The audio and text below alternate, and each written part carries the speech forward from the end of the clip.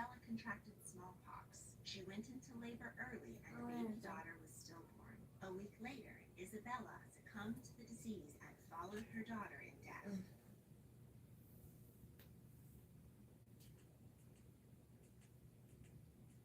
I want to watch something interesting. God damn it. The second I go live, my body's like, you need a pee. Bitch. It would be like 17 million dollars.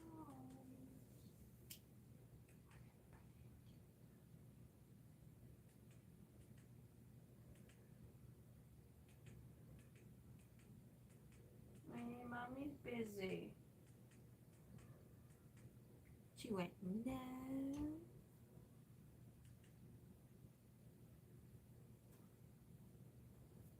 Give mommy a minute.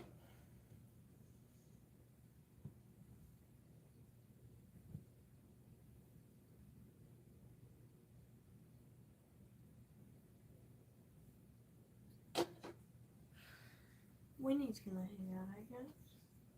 I should do things that she will want to eat. I'm coming. Give me a minute. Step there. She's scratching under the door.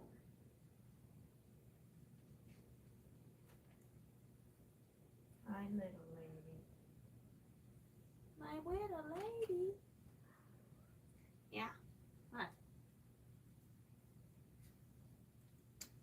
I'm in pain. I have not slept. It's 4 in the morning. Probably not going to sleep for several more hours. And today's a big day in American history. Could go good, could go bad. I'm a little scared.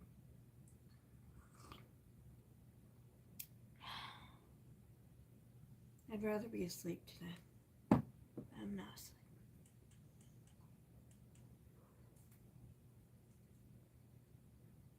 Thank you, Boo. When he's rubbing my leg. Hello.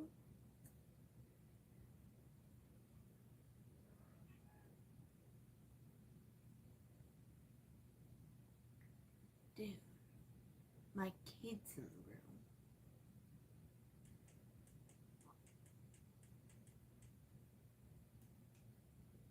Where did you go?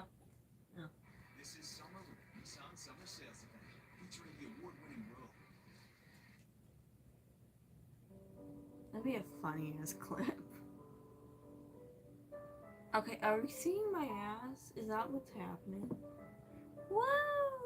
It's almost hard to explain. No, stop being weird. My fucking kids are fucking pedos. When I watch these old episodes, they bring me back to a point in my childhood that I really miss. It was the early 2000s. Someone called me a pig. Like 6 years old, and life How was may a just pig? easy. There was no adult I weigh responsibilities or less than 100 obligations. pounds most of the time. How am I a pig? COVID wasn't a thing. 9/11 hadn't happened yet. The world just kind of felt different. Come on, get on a list. Early episodes of SpongeBob so much because my brain associates these episodes I with do. that time in my life. They give me money. The fact that SpongeBob SquarePants was just Okay. so much better back I then. have Whereas quite early the- seasons, particularly the first 3, were a lot more Where's your clever. pencils Later now? on in the series, the show focused a lot more on gross-out humor and more low-level simple humor. I The know, quality mommy declined over hates time, which is just kind of unfortunate. I noticed something recently. Literally every You single wanna help or SpongeBob meme not? that I've ever come across You has been can a leave reference if to you an episode want. that fell somewhere within the first 3 seasons. Mommy's And music to is my really internet shitty right tainted now, brain, so she that needs to speaks deal with volumes. pedos It's been a few months since I made and my last video where I assholes continued my review of and people SpongeBob who can season 1, actively and see boy, her have feet. I missed making these. I love looking back on these episodes And she doesn't remind look. myself as to why this show was such a You can big go if part you of my want. childhood. No, That's why let's today go. on our nostalgic walk You down go. memory You lane, can go. we're putting our scuba gear on and diving right back down to Bikini Bottom as we look a little further into season 1 of SpongeBob SquarePants. First, really quick, I just want to say thank you so much. If you're watching this video right now, you're the literal best, and I appreciate you. Thanks for taking the time to check out my channel, and of course, an extra special thanks to all of you who are subscribed. We just passed 60,000 Guys. subscribers 2 days ago as of the time of me starting this video. Also, that's called prostitution. We're well on the road to reaching It's 100,000 illegal. subscribers, and I can't do that without your guys' help. So if you don't mind and you aren't subbed already, do me a huge solid and click that subscribe button. People are always weird. All of the time. But the weird people get me the good views.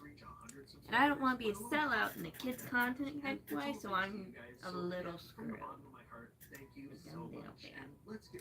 Anyway, to the words I was saying before. I've already covered the first half of season 1 in 2 other videos. If you missed those, How about I'll leave this? a couple links down in the description. Your You head. can check them out after you watch this one. You don't necessarily need to watch these videos in any particular order, as SpongeBob SquarePants doesn't necessarily follow yeah. the overarching story or plot. On kids' content, I can't curse and make jokes about being a hooker. So, anyway. Like this, I can curse and make jokes about being a hooker and a stripper and a sellout and a bitch. You all think I'm that anyway.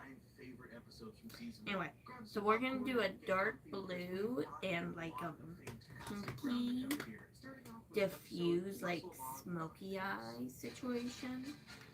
That will probably make pink, which is fine because that's the bi flag. And I am pan, but I support my guy babies. This episode starts out with SpongeBob at home, flexing in front of his mirror. He says it's time to grow himself large and wide. We see him go over to his workout equipment and attempt a serious deadlift. It does make me incredibly uncomfortable. You like my hair? Thank you. I let it do what it wants. When I try to do my hair, it gets very mad at me and I get awful views. When I don't do my hair and I don't wash it and frankly I don't brush it, it looks great. That makes no sense. Sandy tells SpongeBob that he isn't going to see But, any progress with yeah. the stuff that he's been lifting, but if he wants arms like these, or these, or these, then he needs to follow her training program. Wow, really? That'd be great, Sandy. I can see me now. Hello. La la la la la. Oh, I like your username. Good night, Gary. Yeah. Sandy tells him to meet him at her tree dome at 5 a.m. I don't think I look like where her. we see SpongeBob truly struggling. He fails to do a Fucking everyone says I look like that one chick. Fucking, I made a video about it a while ago. And I got like 10k views. I might do another thing. Milk that. But, everyone says I look like this, and like, I guess her name's like Natalie Jade. Like, someone in situation. And we don't really look alike. And she's also a million feet taller than me. And I'm just kind of like, she also dates people I would never in a million fucking years. Like, I see the men she dates, which men are already like a big, really? Like a little question mark next to your head. Like, really? Really? Women exist and we're choosing men. That's a choice right there. Wow. Anyway.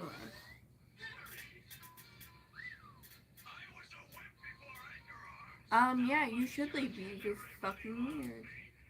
Oh, thank you. I got it from my dad. It says, I love you a lot. And I got it like a decade ago. Yeah. And, I just get the worst feelings ever from these men. And I'm saying, I'm like, he would tell me to get a nose shot, like, you know. And I'm saying, I'm like, she can't possibly be happy.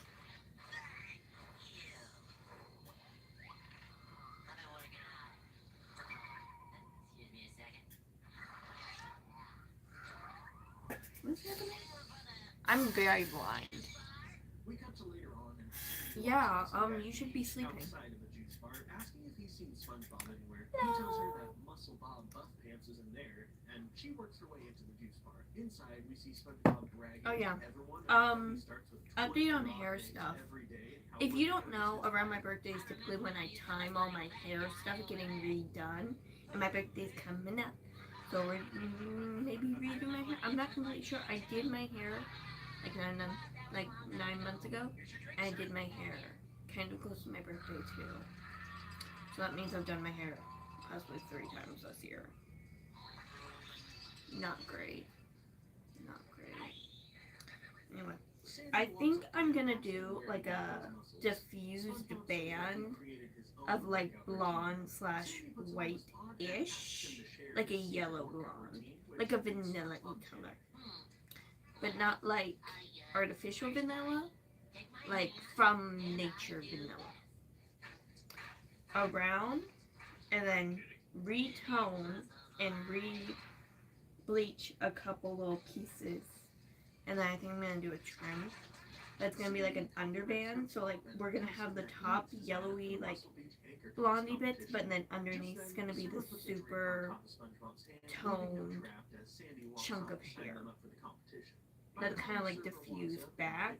My only idea of how that could be an issue is I have a fuck ton of baby hair, and on this side actually I have some trauma to my scalp, which is funny because I smashed my head into a road on the side, so it's like both sides of the front of my head are a little fucked up. Anyway, I have trauma in my scalp, so these little pieces are baby hair, but that is baby hair trying to compensate for real hair. Not great. So anytime I put bleach on it, it has flipped out a little bit, and I'm scared it's gonna grow out kind of really grossly and not in this really weird, fun, chunky way I have the rest of my head. This is all very grown out, like diffused chunky highlight. I love a good diffused chunky highlight. I don't like when chunky highlights are like a line. Why are we doing that? Yeah. I'm also doing this on myself. I've been doing my own hair. But maybe I'll like tint it pink before I do that. Because I can't really do that when my hair's like freshly bleached, because my hair has texture, but I'm not quite sure what. And it's very coarse, but not on the ends, on the roots. And it's all a little confusing. And then my baby hair is like pet hair, soft, which makes no sense because the rest of my head is not that. And I don't think it's super normal.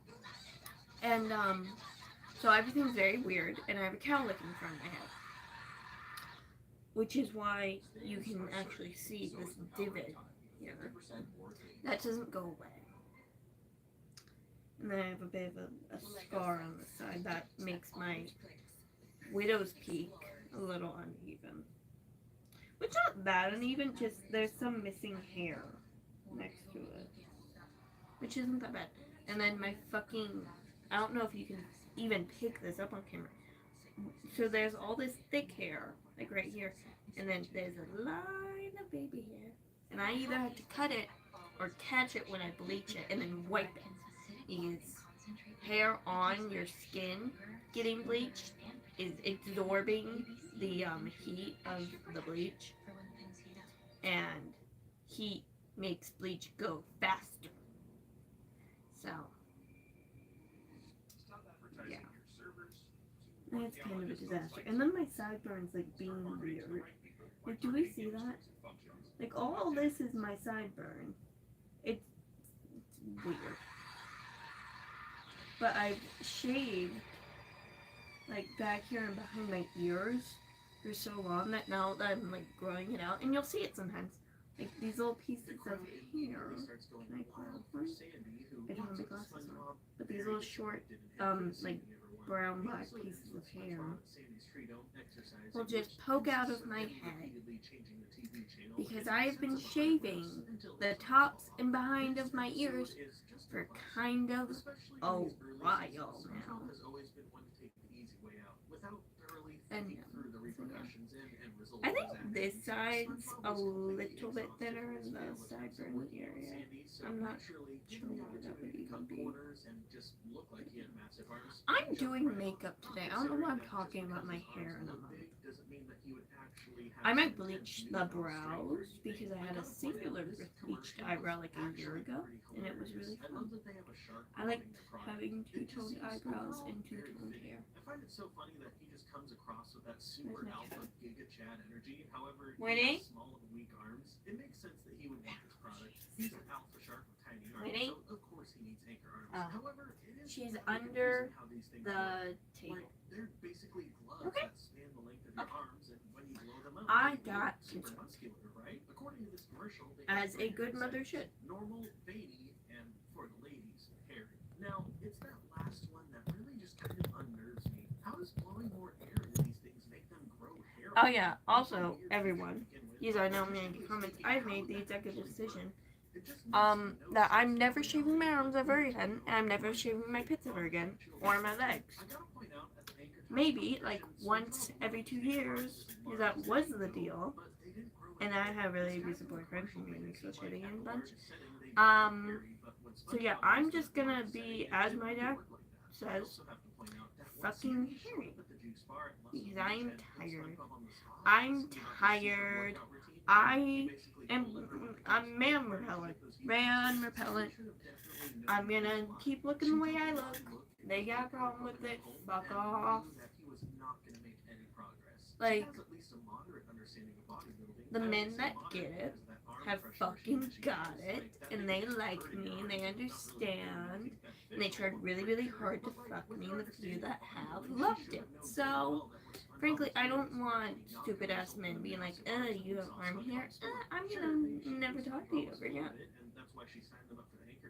And frankly, I think you should go, like, jump.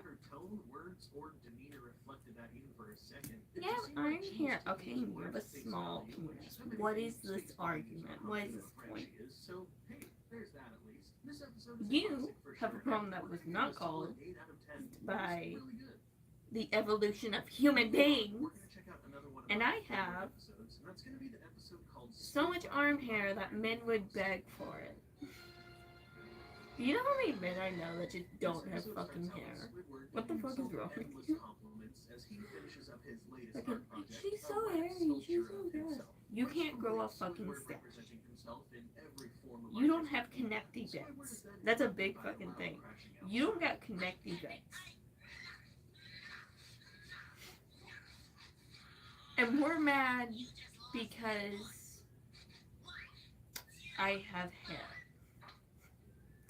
Are we mad because you don't have hair? Are we mad I have hair because you don't have hair? I don't know. Frankly, I don't like them. And if it's gonna be repellent, I'm very happy about it. I'm just generally so fucking tired, especially in this time of the world, where men who think they have control of the things I think and the things I say, being mad because I don't do what they say, go drop dead. I don't care for you very much. I lived in a house where my father never did outside chores.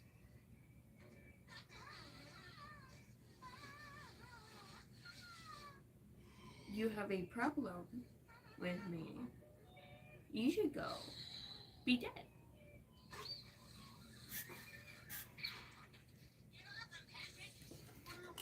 So yeah, that is my speech. I made that executive decision weeks ago. They notice that he feels cold, so they decide to put him in the sun. Every time a man says, I don't like that, I'm just going to lean so hard into it.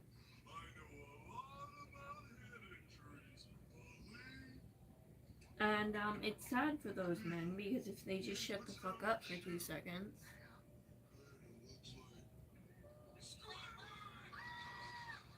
SpongeBob and Patrick freak out, thinking that Squidward's dead. They try to put him back together as we see the real Squidward finishing up his bath.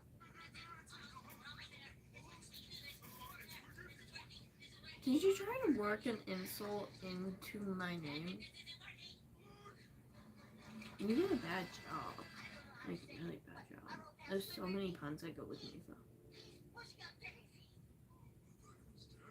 Just then, the real Squidward walks out, all clean in his robe and freshly powdered. SpongeBob Yeah, and Patrick also, are I'm not both giving up freaked the thin out eyebrows when just Jeff because Bezos I'm not and shaving Squidward goes anymore. as they Okay, apologize you profusely failed for accidentally so ending his life. When they say horrifically. that they'll do whatever he wants if he spares them, It's really Squidward funny to decides to me take advantage of the situation, telling when them that he people, will spare them like, if they follow his every command. I act like my mirror is a camera. It's not. I should so do that though, like a 2 cam fucking live stream.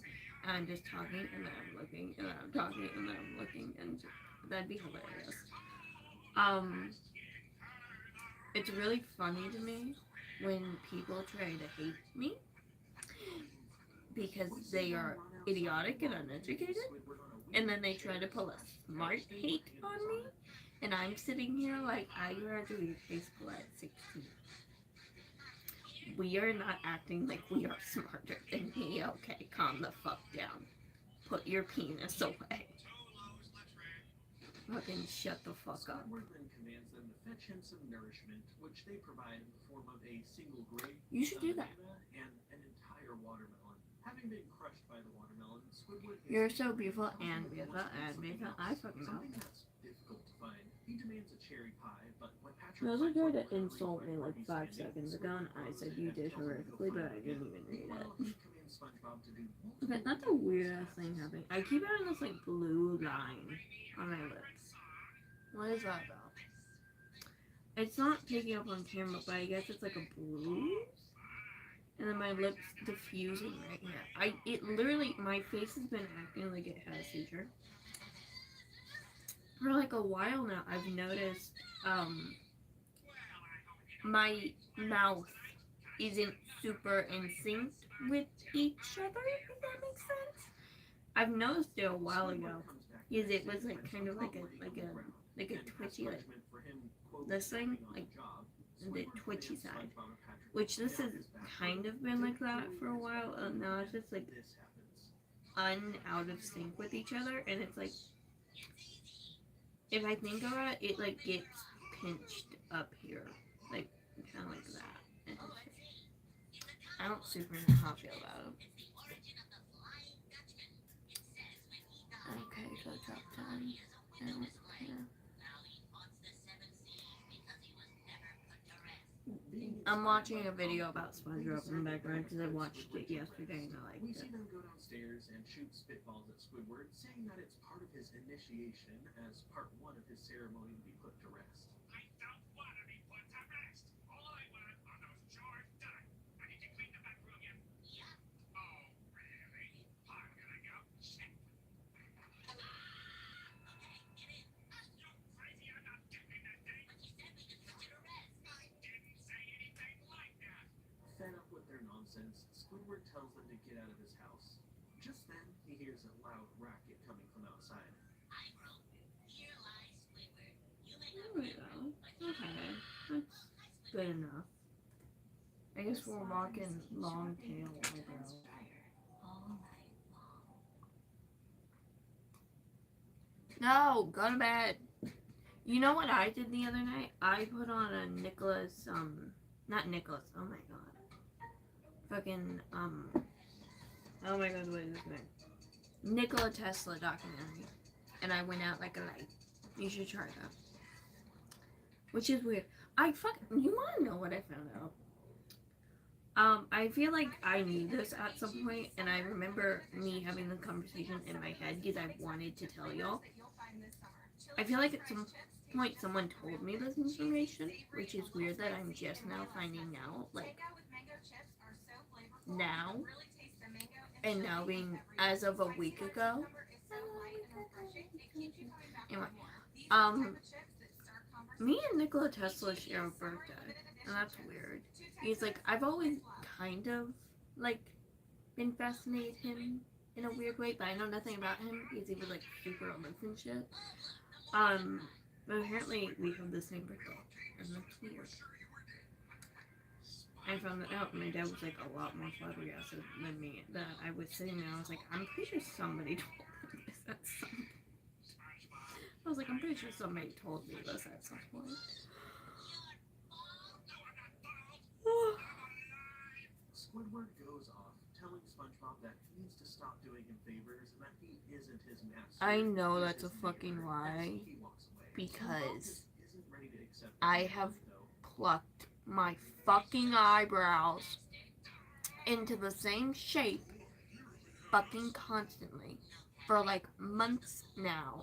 Like the tail goes in and out of being there. The tail's definitely a little traumatized, like follicle wise, but I also have smashed my face into a lot of things recently. That's completely fucking false. I guess if you have the thinnest, blondest fucking hair in the world, maybe. I don't. We then see SpongeBob's plan in motion. He decides to blow a massive bubble around I know. Squidward, which causes him to float up. The episode I am ends with so SpongeBob, cool. Patrick, They waving should Squidward off as so he floats make out me above more sea famous level than me. and in the sky with all the seagulls, and the episode just ends there. Honestly, I feel like the end of this episode helps with kind of believe an that. insinuation.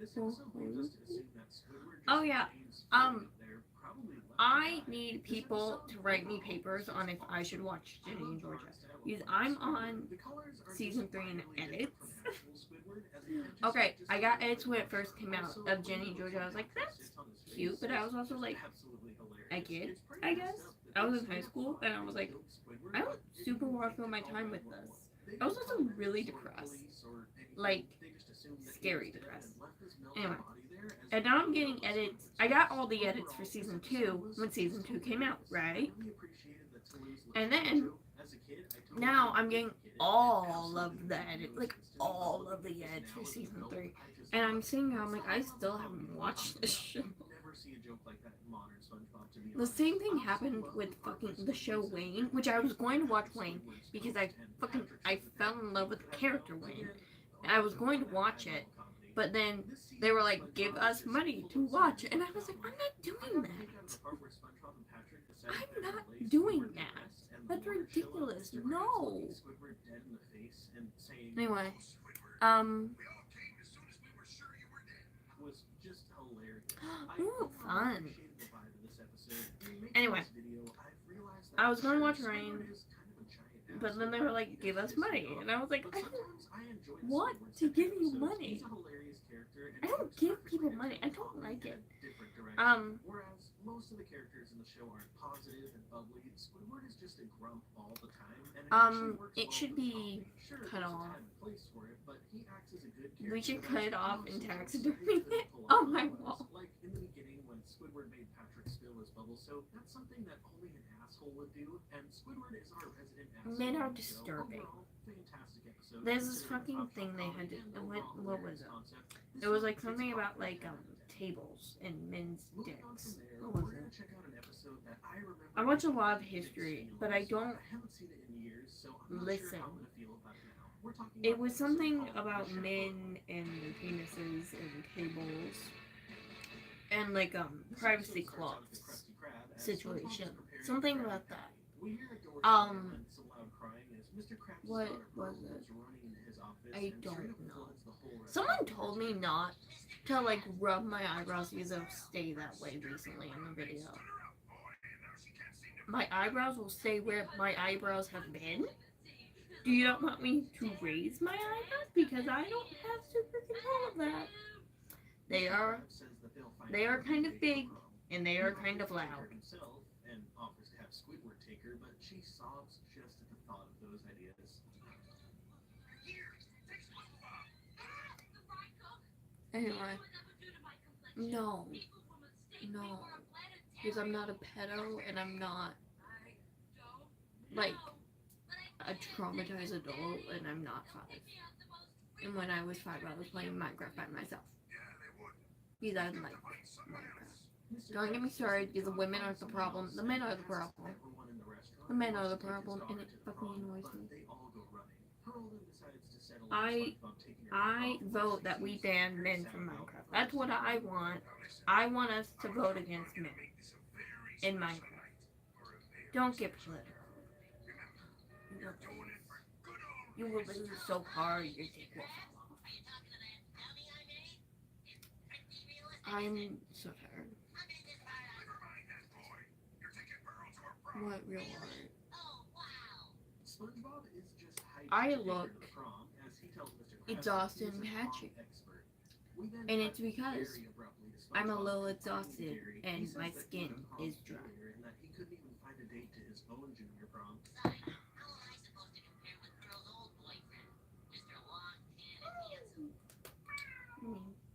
yeah, another reason I might watch fucking Ginny and Georgia.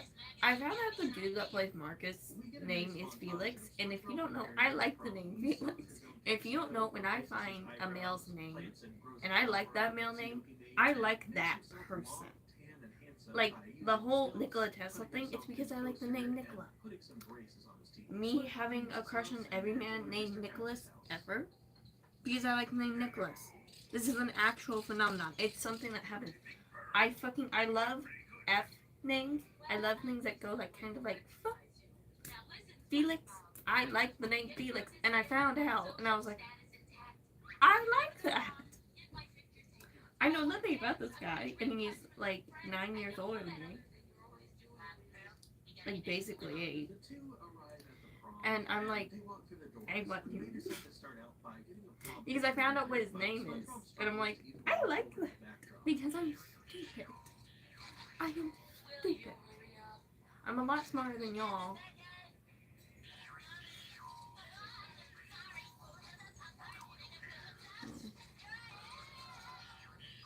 No. I also think that, but you know who don't think that? Fucking, the people in charge of making the things. I had a whole daydream. I had a whole daydream that I got casted in season 2 of fucking Motorhead's that fucking show on, what is it? Amazon Prime. I've never watched it, and I don't like cars. But I have this envisionment of like a hookery girl and like blonde curls. And now I can't get her out of my head, and I love her. And she is me, and I am great, and I am God. I also very much think I would be a great actor. You know who don't think that? My mother. My state. My fucking... Who else? The people in charge of making the movies and the things. But I am quite dramatic. I love to be sad. I am sad all of the time. Whether I am showing the fact I am sad or not, I am sad about something. I'm very sad. I looked like a small vampire as a child. Like, the second I stopped really going outside ever, I got very pale and very vampire-y. And, like, even before then, I've just been, like, very traumatic. My eyes look red. Was I crying recently? Maybe. I don't know. But yes, I also think I'd be a very good actor. Y'all should, like, force some, like, low-level show to make me a character. We should do that. Start an up class, so I can be an actor. I say that, but I have never acted in my life, and I didn't even do theater. I have always kind of wanted to do acting, but anytime I've ever said it, and I've talked about this before, I talk about like once every 3 months. I actually did very much want to like act in the back of my head as a child into like my teenage years. And just every single time I've ever said it to my mother, she has made a face like, why does my daughter that looks like a fucking elf want to go act? She's gonna overdose on cocaine. Like, that's the face she makes. It's such a dramatic face, and it's generally horrifying to me, because I'm sitting here and I'm like, I'm your child, and you're making a face like my ugliest daughter's gonna have an overdose.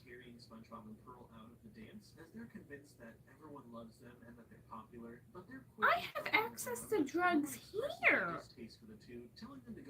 and we're worried I'm gonna become famous and have an overdose. He apologizes to her for ruining the night, but she says that she expected it to be a disaster. But we own a fucking pharmacy practically. If I wanted to overdose, I'd fucking overdose. Which is just every time I've ever mentioned the word acting and me in like the span of 5 words, she makes a face that's quite horrifying, and I can't even replicate it because it's so horrifying. And it makes you think, this woman gave birth to me, and she's making a face like, you can't do that. I'm sorry, was there fucking an inside out person behind me? That's the type of face she makes. Like I'm so horrifically horrifying looking that, oh my god, why would anyone want to look at you a day in your life? You look at me every day. You see me every day. You have seen me every day of my life. And we're making a face like, you can't do that. When she said I couldn't graduate high school at 16, I did it out of spite. But she was like, you can't do that. You can't do 3 years of high school in 6 months. And then I did it. I don't know why she's like doubting me. Fucking hell, like, lady. Jesus Christ, stop doubting your daughter. But if my sister was like, I want to spend millions of dollars in debt to go do a career I'm never going to actually want to do and be depressed forever, and I'm just going to mope around this house and have no hobbies. She has no hobbies. No hobbies. Man, there is a lot that I want to bring up here. First of all, I love this episode for a few reasons. Do what my mom does. She sets like a 10-minute timer, and she does all the things she can. If your room's like dirty and you're like, I need to clean this shit, which I don't be cleaning. I don't be cleaning. I don't like to. Not to men. Not to men.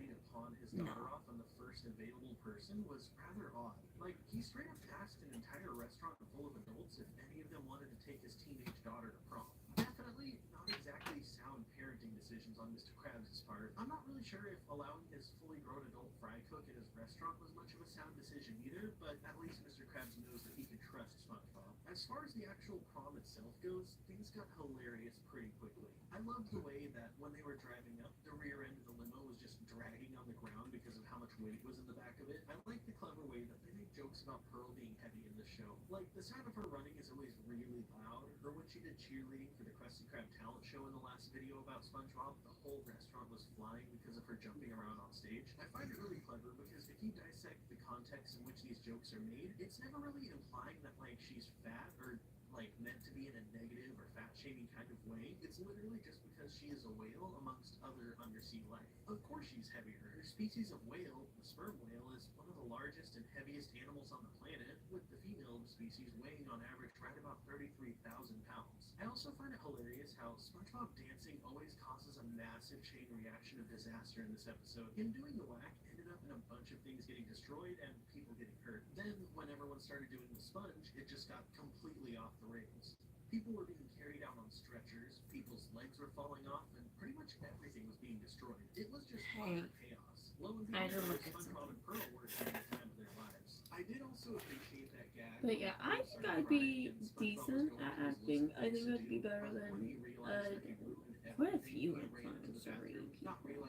Which I'm not an influencer. I don't influence people to do the crazy shit I do. Get real jobs, get educations, become like a doctor, a nurse, a lawyer, like a big career where you're helping people.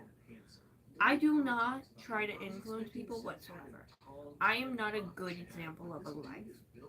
Fucking listen to any of the stories of the shit I have done or been through or really have experienced, whether it was against my will or not. I am not a good example for the youth. I am not a good example, period. I am a hell of a bitch that can cry. That's like 50% of it. I know it's not, but like, when you're looking at the face live acting, it's being in touch with your emotions at all times. I'm very much that. I am very, very much that. Which that could be a mood disorder, which frankly I don't want to get diagnosed with. Which is just kind of mind-boggling. I'm not having kids. I'm not getting married. I have no important reasons to be like, I need to figure out if I have a mood disorder. No. No. Still kind of stuck on him, not gonna lie. All in all, though, this was a good episode and was enjoyable, all things considered. Not the greatest episode, but still really good. But yeah, guys, if you think you have something and you're like gonna have kids, first of all, don't have kids, adopt. Let's get that out there. I'm a big, big, big pusher for adopt, not make. There's too many people on this earth, period. She can't handle us all. She's just a baby. She's just a little planet. She is not a big planet. And there's not a lot of places for people to go on that planet. Please don't make more people. Coming from a Mother Earth perspective, I'm not even talking about like a consumerist, like, oh my god, blah, blah, blah. No, I am begging you people, don't have more kids. Don't do it. Adopt. Adopt. From anywhere in the world. From any walk of life. Fucking adopt. Even if a person or a couple who's like, I just want one child, adopts that child instead of making a child, which is also such a weird, it's so weird to think something that's like supposed to be loving and beautiful and sexy and fun creates people. That's gross and weird, and it's such a flaw on humanity. But even if like people who have one child adopted children, not made them, there would be so many more kids out of the system. That's a separate issue. I'm very passionate about this. I'm not adopted. I don't know adopted people.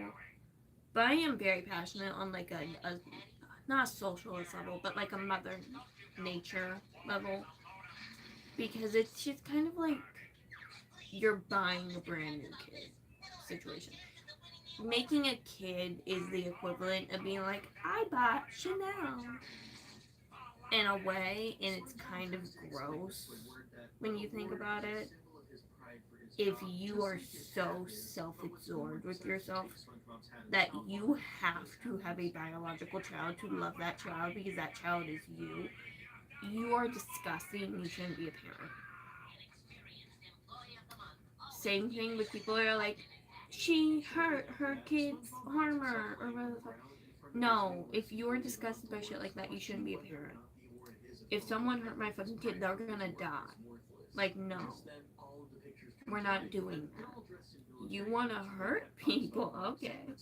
There's a million bad people in the world. Why the fuck are you hurting my kid? You're gonna die now. Right, I have a lot of opinions. A lot. I'm contemplating making a show where I force y'all to listen to my opinions because I think that'd be a lot of fun. Because then I get to say all my opinions about all of the topics.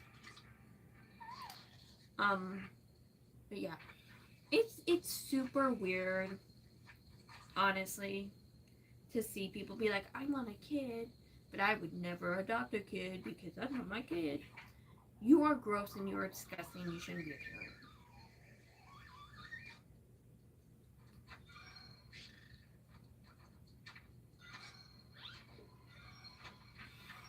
And if you were gross and disgusted and horrified at my statement of saying if you are not willing to adopt a child, you shouldn't be a parent, you should shut the fuck up.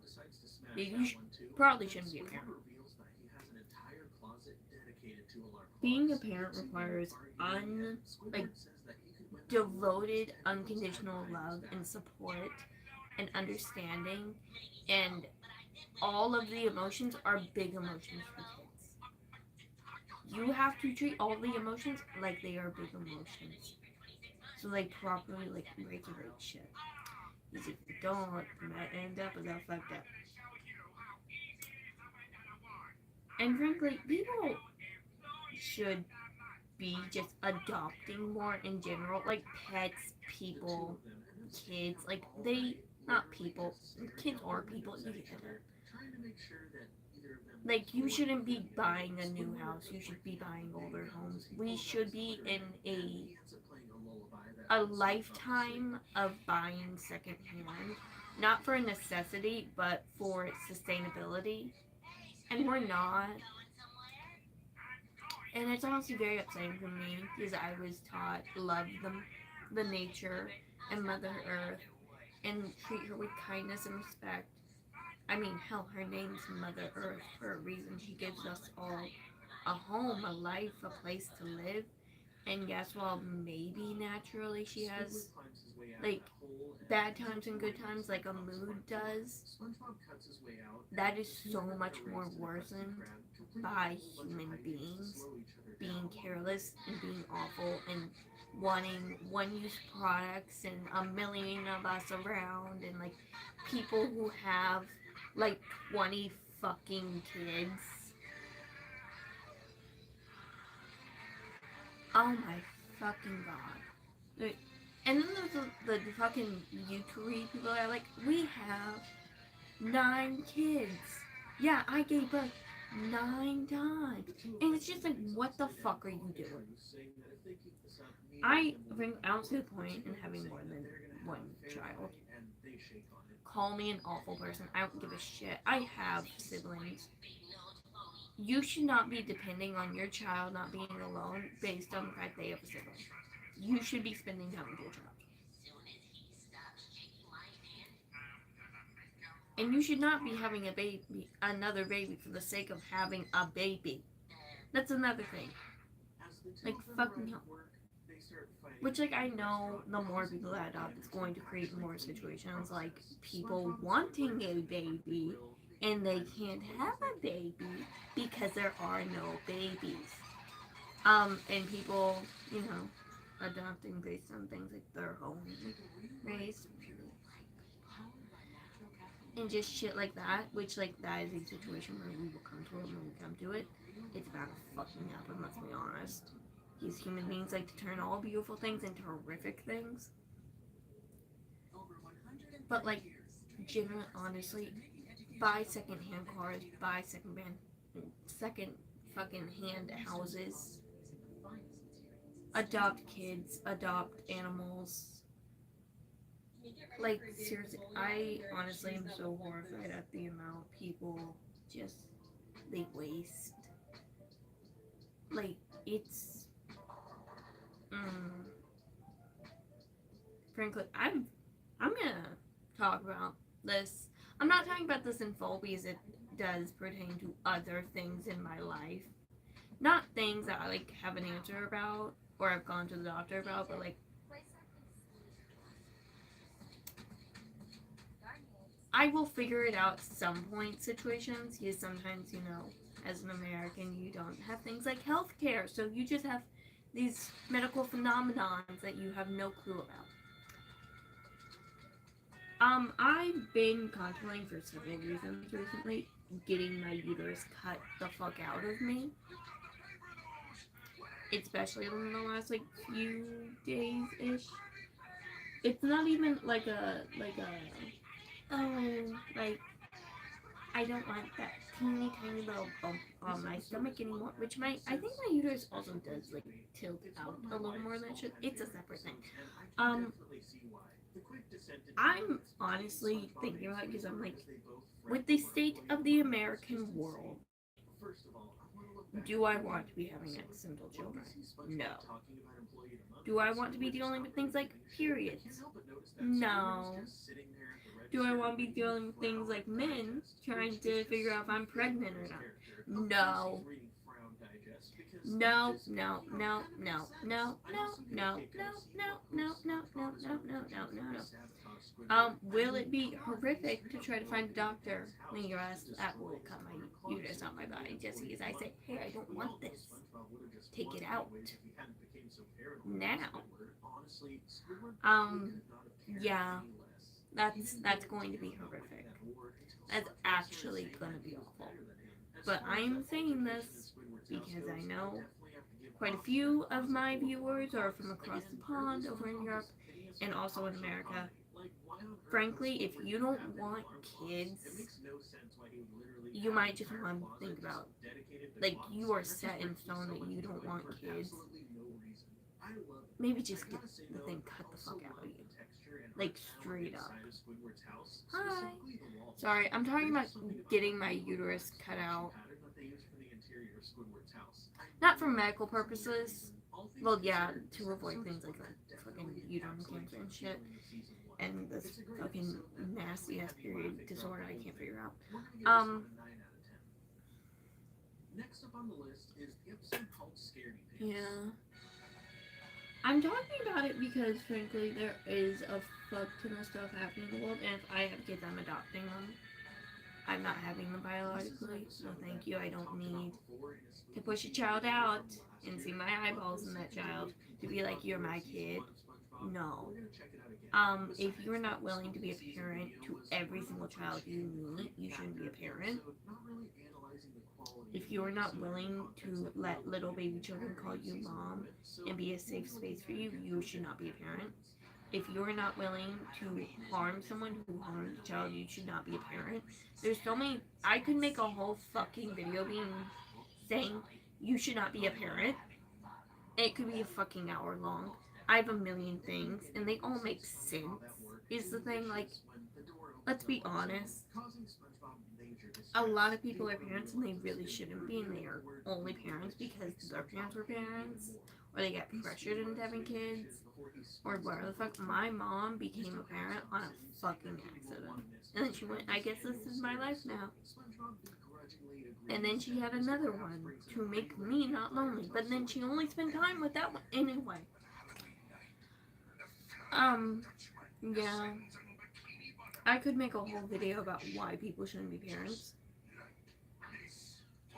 And to the people that want to be parents, please adopt. I'm going to reiterate this so many times throughout my career. I might adopt kids later in life. I don't know. I don't want kids now, and I don't want kids in the next 10 years. Hell, the next 20 years maybe. And I don't need them to get biological to love them and care about them and, like, support them in every single fathomable way I can. And if you have to, that is a problem. But yeah. I honestly, I am considering that though. But it would be a fuck ton of money and a fuck ton of a pain to find a doctor that would do it. Yeah, doctor, I want to get my uterus cut out of my body for no real reason other than I don't want it. Oh yeah, I'm also 18, unmarried, and I have no plans on having kids. That sounds like alarm bells to a doctor. That sounds like somebody just came in and went, cut off my arm. I don't want it. Cut it off. He's gonna need a scary costume. What do you think? Great! You're going as my trick-or-treat bag. No, I'm a ghost of the flying Dutchman. Exactly. Something's missing. I know. Exactly. And people need to be more self-aware to understand, hey, maybe if I have this, like, giant... I'm not saying people that have mental health issues shouldn't have kids. I'm saying people who have, like, very heavily genetic mental health issues that, like, are horrific and ruin people's lives maybe should look into adoption. And I'm not saying, oh, boo, anyone who's the child of a person who has a mental issue. I found out after I had a mental freak out that apparently somebody at some point in my family just went fucking nuts and disappeared. Very briefly, and that's all I found out, and that's all I know. And this was after we spent a fuck ton of money trying to figure out what was wrong with me. And nobody thought, maybe tell this story. I'm not saying people who have mental health issues shouldn't reproduce or shouldn't be parents. I am saying maybe be conscious of it, because it seems like a lot of people don't know their shit and they don't understand, and then they have kids, and then those kids have problems, and then they're like, oh, I don't know why you have these problems, even though I'm the same exact fucking person.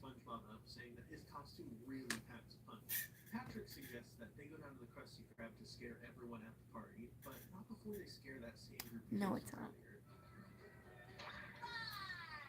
Yeah, I get that.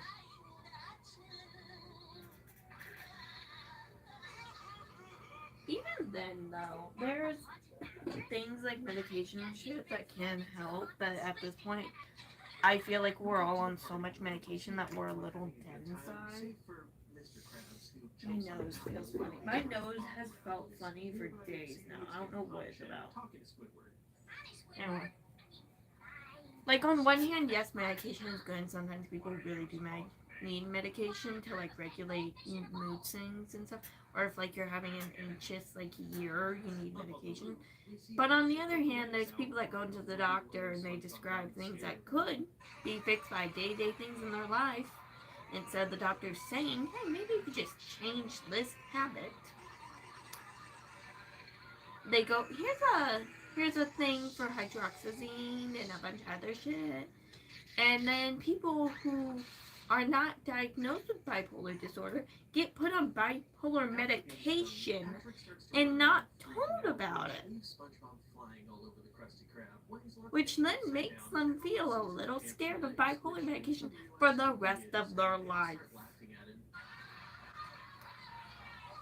I do recommend hydroxyzine as anxiety med, but make sure your doctor is paying attention to how much they're giving you, because I found out it like might be easy to overdose on. I might have had an overdose. We never figured that out. Yeah. Weird.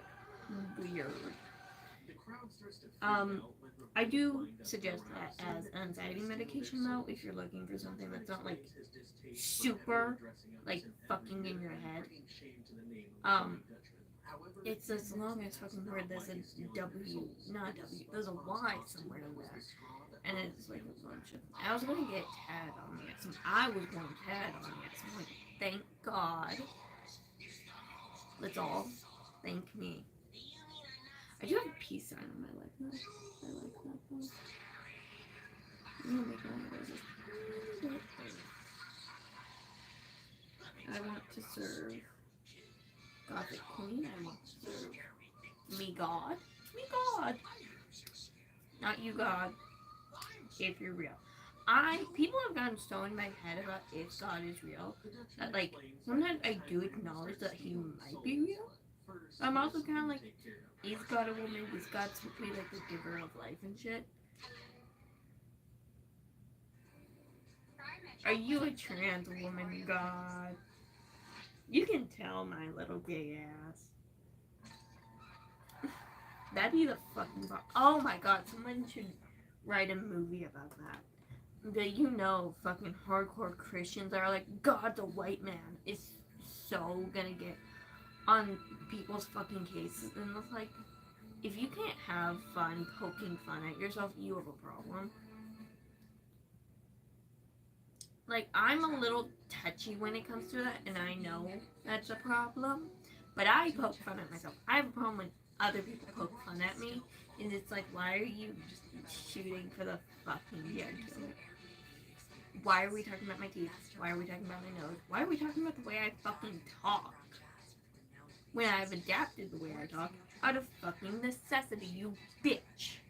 Like, people love to poke on things you can't control. Like, I'm sorry my teeth are yellow. I'm human and not rich. I'm sorry my nose isn't European. Didn't know you were so up my nose not being European-centric. Didn't know that. I'm sorry. Like, what the fuck?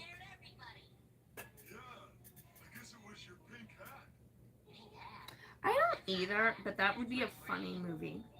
Like a short film of like, God's the giver of life, so maybe God's like a trans woman. That'd be fun. As like a concept playing off the hinges of what the Bible has already said. There's a lot to I'm not into the God appreciate thing. and I was never all the baptized. I've never read the I mentioned Bible. I briefly have the art style of the pumpkin that SpongeBob was covering. adapted I a lot of also love knowledge that about the it just pumpkin because was it makes people shut gigantic, the fuck up when considering that my SpongeBob ass isn't big starts at all. spewing However, Bible it's not verses and any bigger shit. than the pineapple that Like, SpongeBob they was think in, I praise and Satan, and then I'm all like, pumpkins are hail usually a Satan. lot bigger than I'm pineapples. not. That was definitely clever. I also got a kick I'm a little out of how actually at the Patrick thing prepared of those like, clogs that he gave to SpongeBob. he was a He straight up fallen went into the angel, closet and he cut made down one an entire mistake, and tree then before God got really putting mad at the him. entire I think clog that's a together. really It just bad makes me message for wonder your how big children SpongeBob's in castle church. really is if he can fit an entire That pumpkin if they inside make of it, one and mistake, has no one will potentially ever four forgive them, and they'll go to evergreen hell. trees going in his I think closet. that will Every time cause I watch this something called episode, I also trauma. get a You laugh out of Mr. fucking Krabs moronic carrying in the bitches. fire to the Krusty Krab. Naturally, Like, you hey, gotta if you tell do scary one bad stories thing, around the fire, you're gonna right? go to hell, It's just like the tradition. devil, and you're gonna But him burn carrying that alive. lit fire just splits my sides every time I see this episode. There's one thing that I noticed No this wonder watch so through many that I people didn't notice fucking before, hate and that you. would be the part where SpongeBob and Patrick run and hide inside of the skull-shaped rock. I never thought about how the skull-shaped Literally, rock and then got it's the there. same people that fucking envision God as a white man who's like, he can't possibly be brown. What are you talking about? Meanwhile, they're blue-eyed, blonde-haired, white supremacists loving asses. Rocks like that can usually be found inside of household aquariums. Like, you And know, yes, I said all those somewhere things. you see the fish Just section, now. they have all sorts of I aquarium accessories. am not a fan There's usually, like, of hollowed that. out rocks or decorations designed for the fish And to it's the same swim fucking inside. people are like, I really oh thought it was clever no. that in that scene, SpongeBob and Patrick's Oh mannerisms reflect that no. of aquarium The fish who color swim in the brown, oh no. decorations and It's hollowed like, out shut the rocks and fuck stuff. up. It's subtle stuff like that which I remind hate me people of the like show's that. creator, I Steven Hillenburg, fucking who was a hate marine them. scientist Like, and was generally very burn educated alive in in behavior. your I just magical found that hell. kinda clever. As far as the Burn Halloween alive. party It could goes, never there's a be lot real. to love about it. In the last It few could never videos, be I real. We did could that all voice talking about reincarnate as how much I fucking love the art trees. style and animation of You know season something? 1 of The trees SpongeBob. all A lot you of cut the down scenes from the are show have unique you. colors that attribute to Maybe character that's artists in unique deforestation. ways. Maybe that's And the Krusty Krab deforestation. tends to be one of those locations where that A shines bunch through of really fucking well. I just assholes really that love hated the other deep people dark for colors no of the real Krusty Krab reason bonus parties going getting on. chopped It added a whole down layer of enjoyment to this episode. in their I said next this in life my last video and about this episode, put but in the wood fact that chippers Sandy and dressed up shit. as a pet goldfish in a bowl is That'd pretty also cool. be a good But the way movie. that All the Squidward people that are did it hateful for and no had reason idea get what she turned was into talking trees. about was just downright hilarious. Of course, I'm it just was thinking of interesting good because movies left and right overly today, hard aren't on I? Sandy, Hi. he has no idea that pet fish exist in the world outside of the ocean. I do gotta show some love for the Flying Dutchman a little I bit. think love you the scene should where go to first jail. they show his gruesome face. It If kinda I don't want to reminds me wear a of bra, I Scooby-Doo won't wear a when bra. zombie But again. you I'm trying have to full remember right if it's not Morty to or point Moonstar out or my if it's nipples. another zombie being shown, but I'll throw it in while I'm editing so you know what I'm talking about. People I have also just problems. enjoy the art style of the Flying Dutchman in general. The I think we shaded might red want leaves to on the make Dutchman it is my easier for favorite men to get color, and it castrated. sparks major joy for me. I think we Another should make cool it thing I easier for women to appreciate get about this episode uteruses is the cut out of their color body. I grades think on we should make it SpongeBob's easier brain. for In men an episode where to there's lots of commit, dark and deep not colors commit, that but convey like, more of a spooky vibe, you did a some no-no, people might you feel don't like have that really sticks out in a balls. special way, and I can appreciate that. All in all, this episode is definitely a favorite of mine, and I'm gonna have to give it a 10 out of 10. It's genuinely fantastic, and it's one that I look forward to seeing every year near Halloween time. Oh, thank you. No, it's an on and off thing. It's like a circle of viewership thing. Then I think a bunch of people are asleep. And I'm awake, and I don't know why I keep talking about the fucking Bible. I hate the Bible. Why am I talking about it? I'm like #1 hater of the Bible and old women in church. Shut the fuck up. Like, just admit you had no joy in life. Admit it. Like, it concerns me as fuck when people bring their kids to church. It's like, what are you doing? They're gonna go hear mythical stories and then be like, dinosaurs aren't real. SpongeBob gets bummed out immediately, saying that he forgot that it was this weekend and that he doesn't have anyone to take care of Gary. Just then, Wow. there's a knock at the door. Very responsible as you as the adult in that. I don't even want kids, but if I need to be a responsible adult, I'm gonna be a fucking responsible adult. And I've felt that way for a very long time. I do contemplate when I'm like 30 adopting one perfect little baby girl. Squidward says no way and walks off, but when he overhears SpongeBob telling Patrick that he won't be able to go away from Maybe. his tone changes. Which I still don't want biological kids because there's like a lot of genetic flaws going on with me. Like I'm susceptible to addiction. We knew that and then it happened. And like fucking I have a generational bad relationship with authority and fucking a bunch of other shit. And it's just like so much shit piled onto each other at this point that I'm like, if I'm having kids, I'm not pushing one on my body. I'm adopting one. And I would love it and care for it and just smother its little face. Not smother, but like with love, you know? Like I'm not having a kid with my genetic history because then that kid's going to be thinking like, why is this happening to me? And I'm not, no, I can't, no. The humanity in me says, why would I do that to a poor baby? No.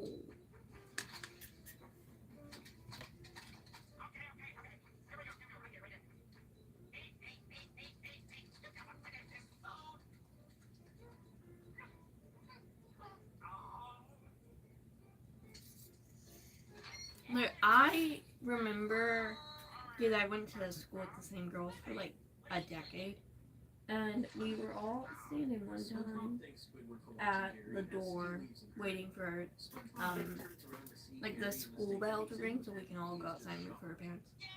And God came up somehow, and I was like, I don't really super believe that. And keep in mind, we're all in like 15, 14, like 8th grade, maybe 7th, but like a year add because we're all held back. And this girl I've known for literally forever. I was aware of the fact she was religious. I didn't know she was this type of religious. Was like, why? I was like, I don't know. I questioned it, I guess.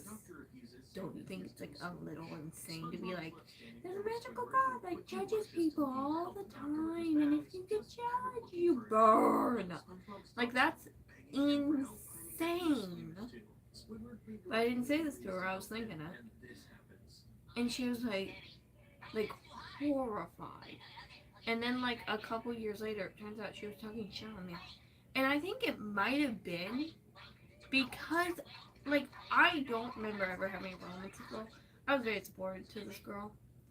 Like, I would still be supportive to this day if she, like, reached out to me and was like, hey, I need you for something. Like, girl, fine, I'll be there. I don't care. I'll fucking be there. You need me to be there, I'll be there. It's like, I really didn't talk to many people growing up. At all. She and this other girl and, like, teachers were really the only people I talked to. That was inclusion, like, semi-undiagnosed mute, I guess. And, like, she very much did talk shit about me. But, like, I'm still gonna be there if she needs me to be. Like, I know her life plan. I know where she's at. Like, if she needs help, I will be there. Look, I have sat in a fucking one-stall bathroom with that girl because she was flipping out about some jackass. Like, I had very little people when I was growing up, and I was very quiet because no one understood a damn word I was saying anyway, so I was like, why the fuck should I talk? Fuck you. No, just a lot of really, like, semi-passive racist shit I didn't pick up on until a lot later. Which is giving people saying shit at home, their kids hearing it, and the kids repeating it, not knowing what it's about. And clearly, well, yes, I was a lot tanner and looked a lot more like my ancestors back then. Clearly, I have white in me. I did not get the brunt of this, but, like, still very weird to have experienced.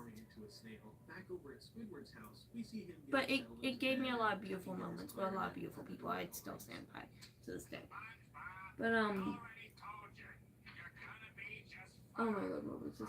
She, like, got super offended that I don't believe in God and I've, like, never been to church and shit. And I hate people like that.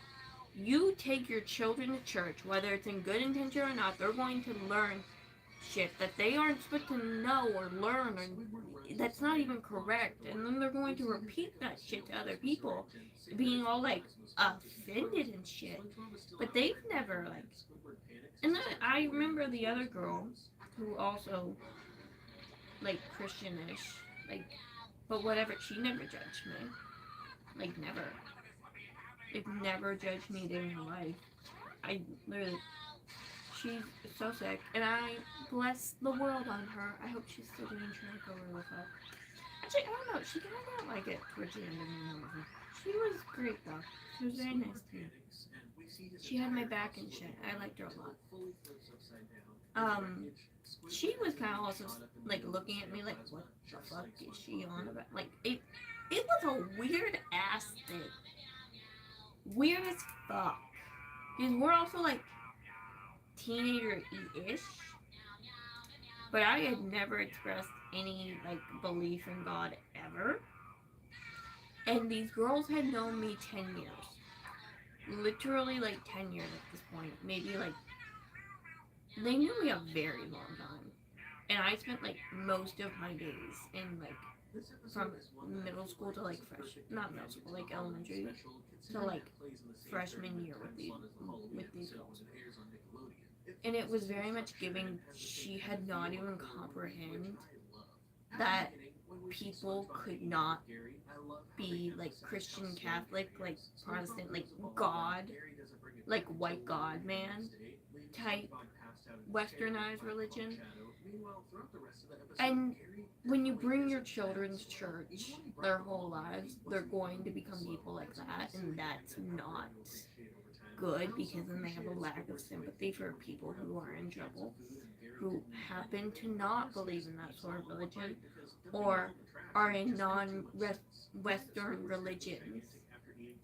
It's going to create a back of their fucking head judgment that they might not even be like aware of till the day they die, and just it creates such a problem.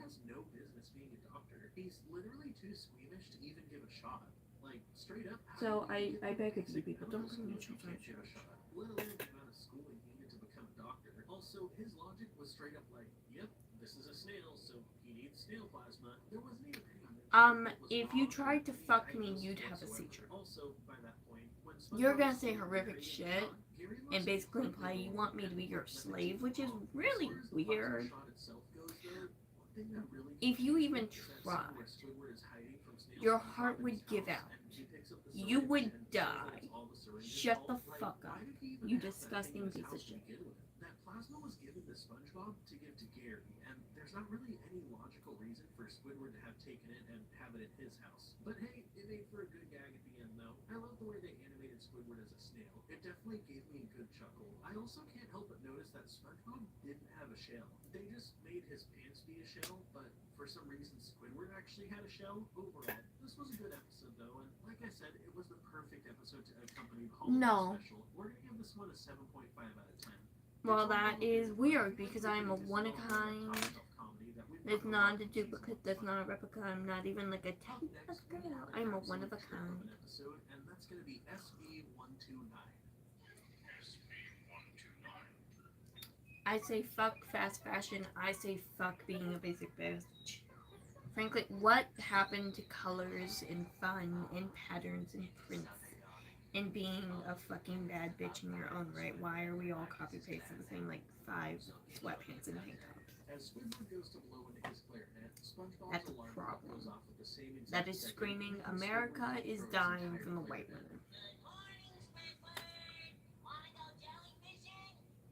I made my coffee kind of strong. Because I've been doing this thing where I make like a quarter of a pot.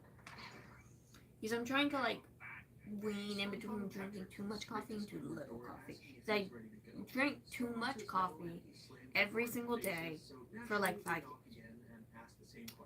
On top of that, a Dr. Pepper like every day. On the end of that. Coming from a consumer-wise, that's not great. And coming from a money-wise, that's not great. And coming from my heart-wise, that's not great.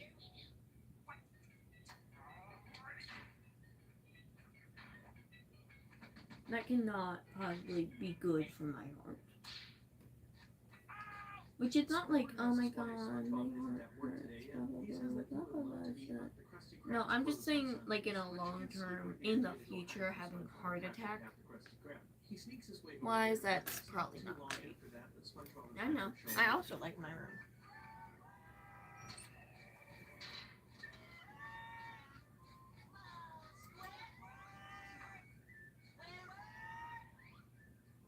But yeah, I have a lot of opinions. If we want me to make a show called Mifa's Opinions, Mifa will do it. Mifa will want to do it. Mifa want to do a show called Mifa's Opinions so bad. I want to so bad. You have no clue. The hinges fall off of the door and Squidward falls in. That's like a, I guess like in the future thing. I just want to talk about my opinions. I like my opinions. I don't like other people's opinions. Keep your opinions to yourself. I like my opinions. Making a fucking fool of himself. A fucking fool of himself. Why is that Scottish? A fucking fool of himself? No, I'm just getting the spino. I heard Scottish. I want to mock it. Not mock it. I want to see if I can do it again. Making a fucking... It's in the F somewhere. Where is it? No. He asks if all the other letters of the alphabet are involved too, and SpongeTron says, of course, all 486. No, you didn't. You know nothing about me. Everything I say and do is carefully curated. And I say all the really horrific shit, personally. And guess what? You don't love that. Squidward tells them that he doesn't I'm not talking like things that go against my beliefs, like humanity and shit, and like treating people as equals and shit. No, I'm just saying horrific shit about people I know. The two-headed futuristic version of Patrick shows up. Squidward says that he's not supposed to. He's from hell. He's from hell. That's where all the bad men come from. The reincarnate and the souls of dead demons, and then they come back and they rape women.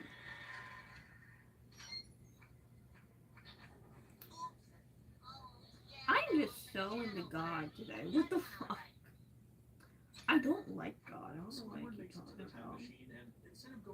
Maybe it's my guttural feeling that America's gonna go down today. We're definitely going down in history. Like, basically all of America, except for like half of Texas, has giant fucking protests happening. And that shit is not going to stop. It's already been getting bad. Also, fucking... Okay, so it started in Los Angeles, right? Because people were mad. Because documented people are getting deported. Long story short, people who shouldn't be deported have been getting deported.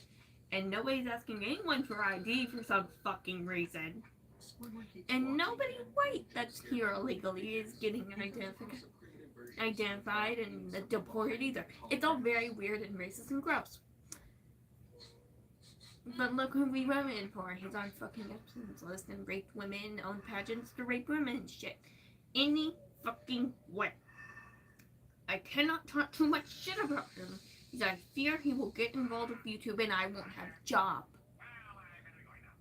Anyway. Fucking. So it started in LA because people that have documentation saying they're here were getting deported. There's a bunch of issues, a bunch of problems. And so like they are paying taxes and filing job things. And that's how you are finding them. But apparently they're lazy and gross and did, what the fuck? So it started in LA, then it hit Texas, expected, and then I was like, it's so gonna hit New Jersey, and then it hit fucking New Jersey.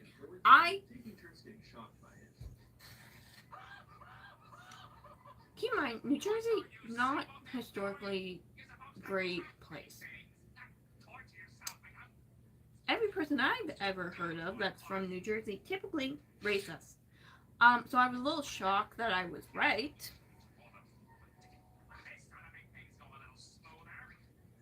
I am very stressed out. Anyway. And so my brain was like, it's so gonna hit New Jersey. And I was like, no, it's not. My brain was like, it's so gonna hit New Jersey. And the next fucking night, it's on the news. It's on New Jersey.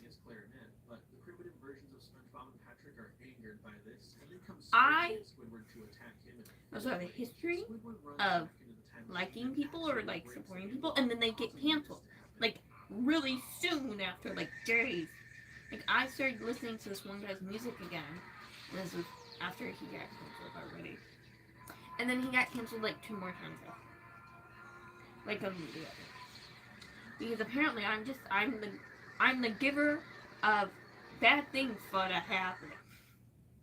Win $50,000 and enter Summer Sunday for a chance to win $50K. I don't like it. Again, one day I was like, I guess Mr. Beast ain't that bad. Because I'd always had a bad feeling, but I was like, I guess he's not that bad. He hasn't gotten called out for anything. And then, like, the next 15 days, he got in trouble. For up to 100% leak-proof fit on every wild child. Pampers Cruisers 360. And, like, that clip of him being like, damn, but we can't be, like, 14. Her tits are too huge, came out. Shit like this happens a lot. It's very stressful for me. Why? Okay. I'm just putting this out there. If you're white, I'm probably not going to date you. And if you're a man, I'm probably not going to date you. And if you're a white man, I'm really probably not going to date you. And it's not anything to do with race. It is everything to do with my history, with having to explain social injustice in history and common sense to people who are white. And I get so tired, and it's just like, I shouldn't have to be playing mom when I'm dating you, and I've never had to do that with someone who isn't a man, and definitely not a white man.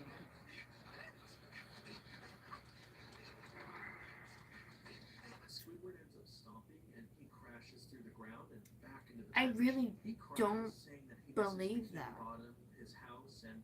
I really, really don't. Where is he from again? Somebody figured it out.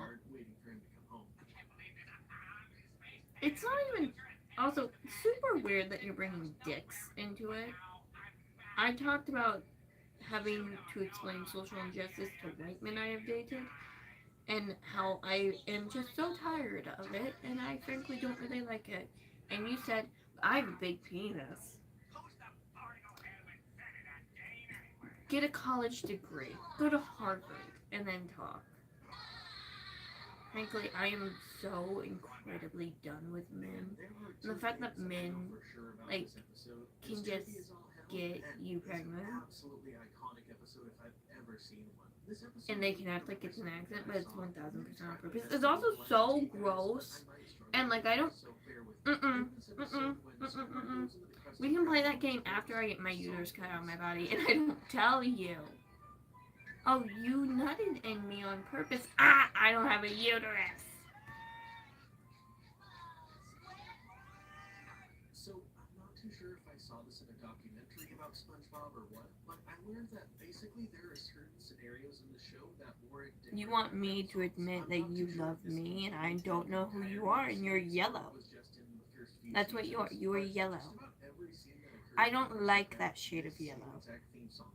There's also a certain song that plays anytime SpongeBob and Patrick are together, or when SpongeBob and Sandy are together, or when it's a scene involving a specific character. I really wish that I could remember where I learned this, but I can't for the life of me. I remember seeing one of the people who worked on the show talking about it at some point. If you know what I'm talking about, or remember seeing the interview, or whatever it was, let me know down in the comments. You can search for SpongeBob production music on YouTube, and you'll find a bunch of familiar songs that play in specific scenes or scenarios. That particular scene with Squidward and the Krusty Krab made me think of it because the song has a really lively feel to it.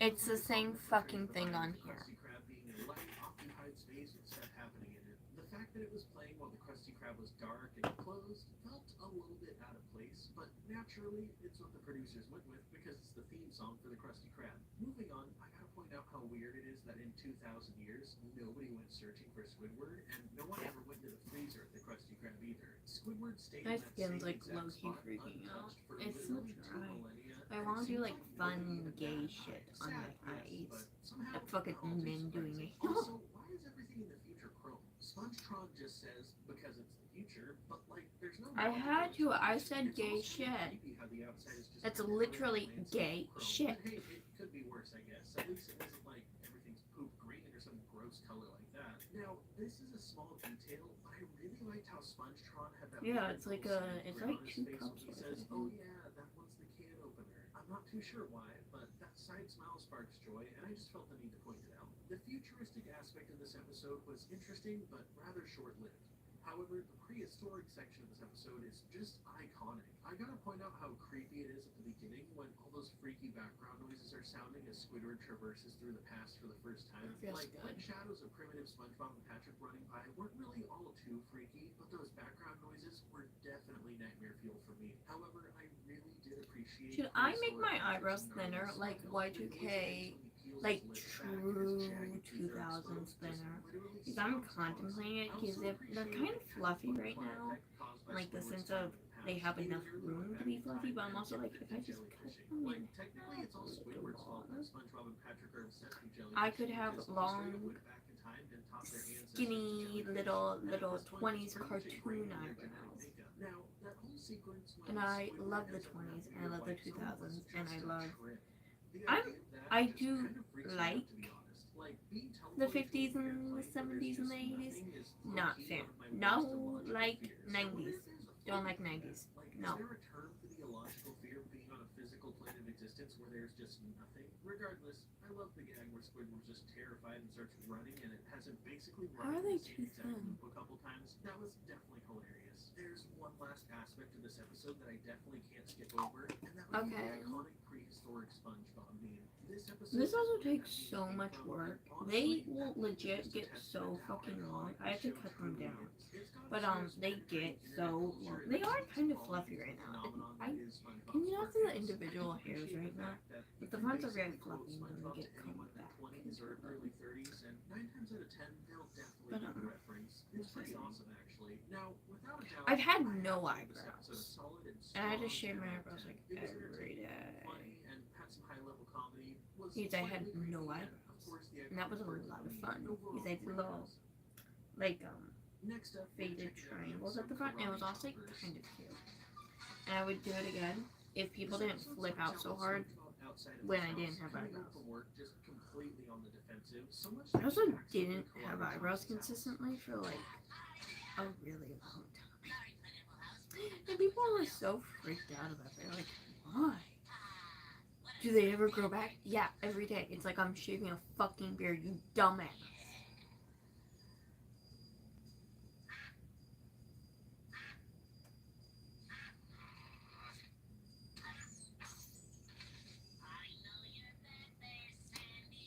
After not finding I don't Sandy at his have a house, penis. SpongeBob decides that he's gonna sit back and watch some TV.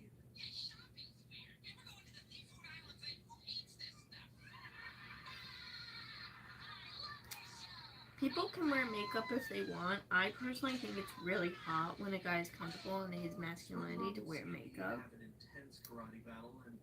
Gay or not, I think it's sexy as fuck to see a man truly so confident in his masculinity that he will wear like pink and wear makeup and shit, because it shows such a maturity in their mental health state that they're not worried about the social construct of fucking men shouldn't wear makeup because women wear makeup. Well, women used to not wear heels. You know who made heels? Men. You know who used to wear pink? Men. You know who used to wear wigs? Men. Boo hoo hoo hoo. Like, shut the fuck up. Men and women used to wear fucking makeup in Egypt and shit. Fucking the Scots wear kilts, and that's like a skirt type of thing. Like, shut the fuck up. I think it's so sexy.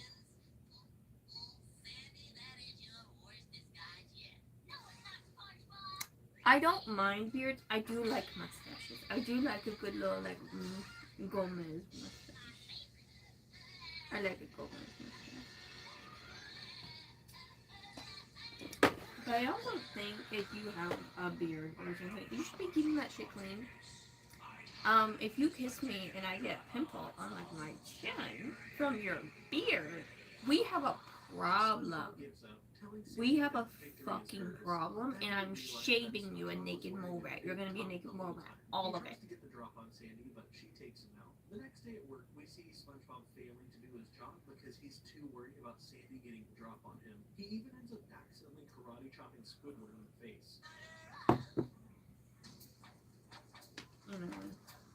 I like mustaches. I like mustaches on men and women.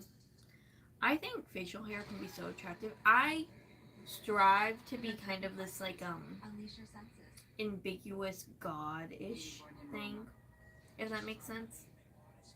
Like, I think gender is such a fucking like weird concept to be like, you are a woman, so you must do this, and you're a man, so you must do this.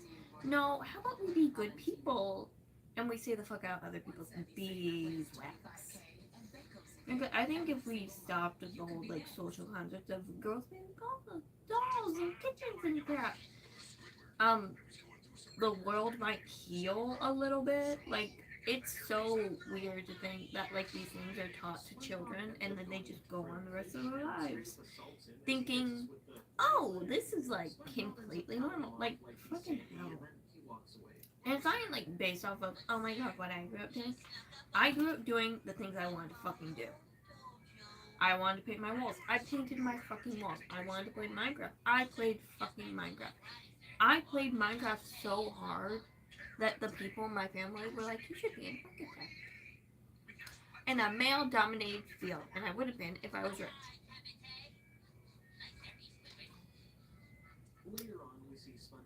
And I wore makeup, and I did the things I wanted to do, and I dyed my hair the colors I wanted to, and I had the sides of my head shaved, and I had the underneath of my head shaved, and I had more armpit hair than most of the guys I was dating, and I shaved my eyebrows, and I shaved my fucking mustache, and I drew on mustaches when I wanted them. And I think honestly, if like we just stopped with the shit of like, this is for this and this is for that, and just let human beings be like artistically creative and like flow with whatever they're feeling like. Like, there have been days when I'm like, I want to be like a boy today. I'm gonna dress like a boy today. I'm gonna do my makeup like a boy today. Like, and it helps my fucking mental health. And I think honestly a lot of people are so scared on some fucking level that like that's going to affect the way people see them. And they're like, I can't do that. That's awful. Like, it's stop worrying about what other people think. Is everyone's worried about what other people think? And it's fucking stupid. It's stupid and it's gross. And at some point, you have to sit there and think, do I really care that much about what other people think? That I am not my own individual person and I'm just a copy and paste of every basic bitch that's ever existed? Okay, you have said this repeatedly, dude. You don't need to say this as much. They hear some guy fly fishing as he makes a hi-ya noise that reminds them of karate, and you can tell that they're starting to lose it as Sandy says that she wants karate on her sandwich. How many slices of article loaf do you want? One. One for you. One for me. Okay, we have said this a lot. I don't care. Can you shut the fuck up?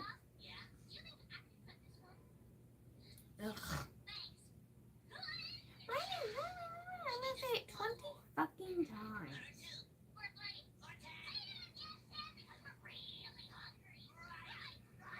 Things get out of hand as they start cutting everything using their karate techniques. Next thing you know, the entire park is covered in sandwiches. SpongeBob goes to eat one and Sandy finally cracks, and they break out in a full-blown karate spar match. Next thing you know, we see Mr. Krabs walking into the park. Mr. Krabs ever does karate?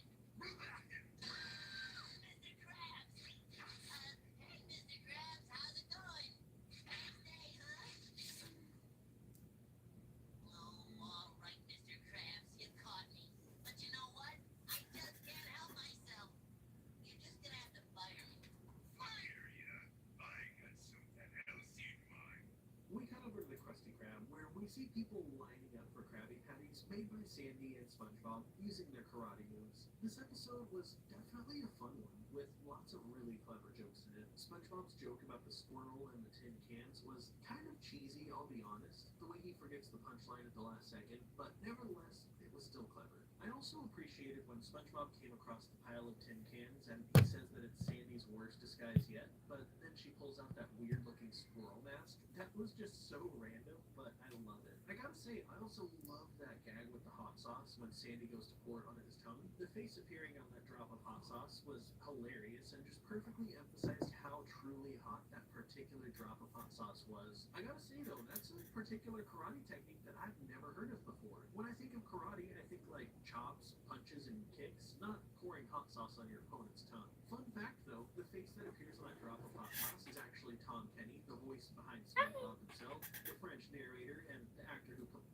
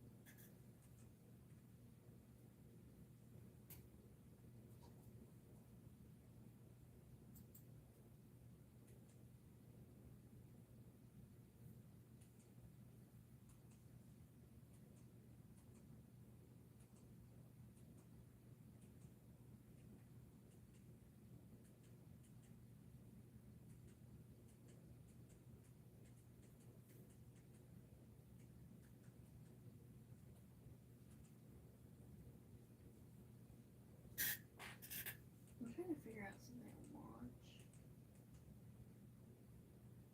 Something to pee. I'll be back.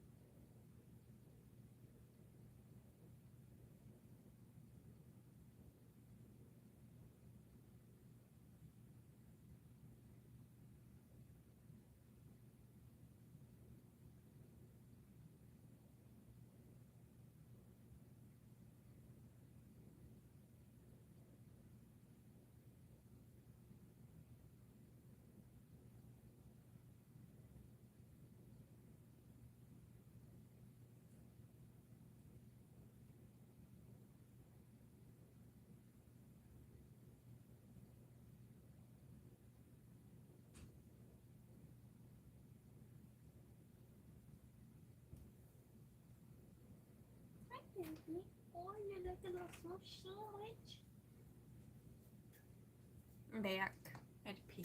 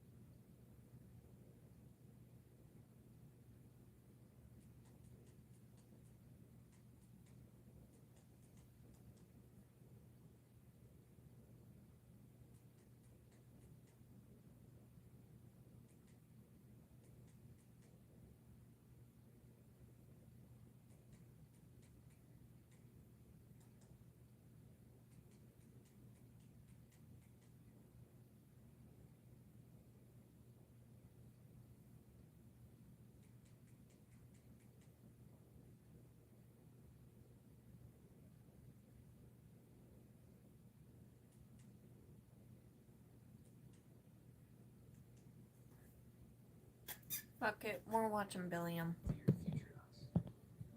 Are we watching the same fucking videos I watch of his all the fucking time?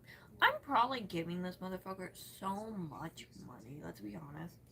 I have rewatched all of his Scooby videos so many times. Just because I like to see him be tortured by the Scooby-Doo, because I love Scooby-Doo. Which is like one regular season of Scooby-Doo, just with this new cast member, Scooby's nephew, Scrappy, followed by 99 episodes of pure nothingness. I watched it all because I really wanted to be able to say that I've seen the entire show. Well, I watched all of Scooby-Doo and Scrappy-Doo.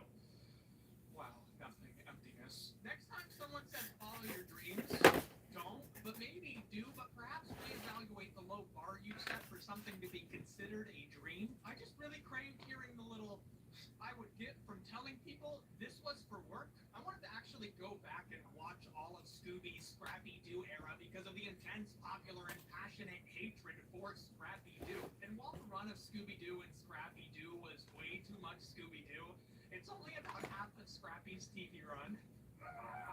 While season 4 of SDSD tried to turn the ship around, improve the quality, and get a few steps closer to the show's original mystery format, it wasn't quite able to. They were just a trio of fools. They had to be a gang, and a gang has to be at least 4 members. No way Freddy was coming back. Scrappy destroyed the mystery machine at the end of season 1, and there's no way Velma has the patience to deal with just the 3 of them, but Daphne's back. If you ask me, the accidental Scooby-Doo expert, the era where it's just Shaggy, Daphne, and the dogs is an extremely underrated era in Scooby-Doo. There's a lot of good episodes here, and the 13 Ghosts of Scooby-Doo is this out-of-left-field, wacky turn for the series, which is sort of really fun. I mean, Flim Flam?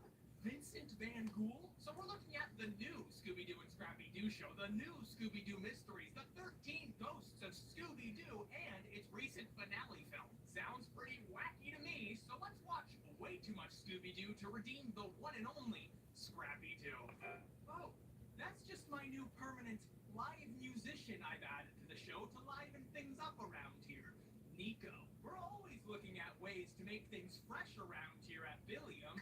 Play me off, Nico.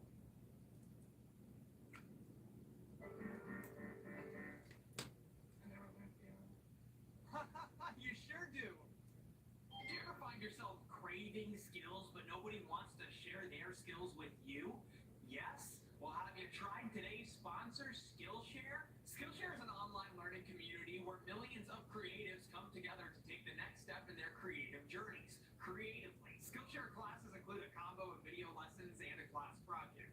It's meant to fit any kind of schedule, and members get unlimited access to thousands of inspiring classes with community feedback from a community of millions. God, I suck at productivity. This video was supposed to come out in early October. Whoops. I really do want to post more often, but I find myself getting set back day to day, going down wasting rabbit holes. I really don't need to sit on YouTube all day and rewatch anime fight scenes. That is not something I need to do multiple times a week. So I'm taking some time to look at this project management in real life, simple workflows to achieve your goals class by Nikki Henderson. But there's also lessons on video making, music production, art, photography, etc. And the first 1,000 people to click my link in the description will get a free trial of Skillshare Premium. So go check it out and explore your creativity. Thank you again to Skillshare for sponsoring this video. The new Scooby-Doo and Scrappy-Doo show. This is kind of a really interesting time in Scooby-Doo. While it does try to recapture the spooky aesthetic and mystery-centric plots of the original show, each episode is still segmented. However, now with 2 segments at 10 minutes apiece. It feels enough like classic Scooby-Doo, but with some fresh energy. Daphne is now a reporter. She drives the mystery machine around with Shaggy and the dogs to investigate paranormal hoaxes. Come on, you clowns. Except sometimes it's not a hoax. Oh, but the Frankensteins moved out of the castle years ago. So who lives there now?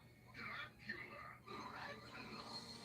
Sometimes they're babysitting Dracula's Wolfman baby at the Frankenstein castle. Wow. Daphne is a new Daphne. She's no longer only the damsel in distress. She's the competent counterbalance to Scooby and Shaggy's antics. She picks up on Fred's leadership role, and she must have sold some of Velma's brain cells, because she can read now, a skill which was previously exclusive to Velma. Control unit made in Detroit. Wow. How'd you know that, Daphne? I read the label. When Fred tries to read, he goes in the hole. This Scrappy now tag teams with Smart Daphne, which redistributes the balance of the show, which was a real problem in season 1 of Scooby-Doo and Scrappy-Doo. The other 3 characters were always meant to be the ones to push Shaggy and Scooby into danger, but Scrappy took over that role, so they just sort of didn't all work together. But now Scrappy is a part of the other half, so it's rebalanced. I'm gonna take lots of pictures for Daphne to use in an article. If you watch the Scooby-Doo series in order, I don't recommend it. This kind of feels like character development for Scrappy-Doo. The monster. Let me at him, Daphne. He can't hurt us. Not if we leave, he can. Let me at He him. helps out, asks questions, and Daphne's calmer than Scooby and Shaggy, so she balances Scrappy's high energy. Maybe it's the guy who ripped this place. Let me at him. I'll teach him some manners. Wait, Scrappy, I got a better idea.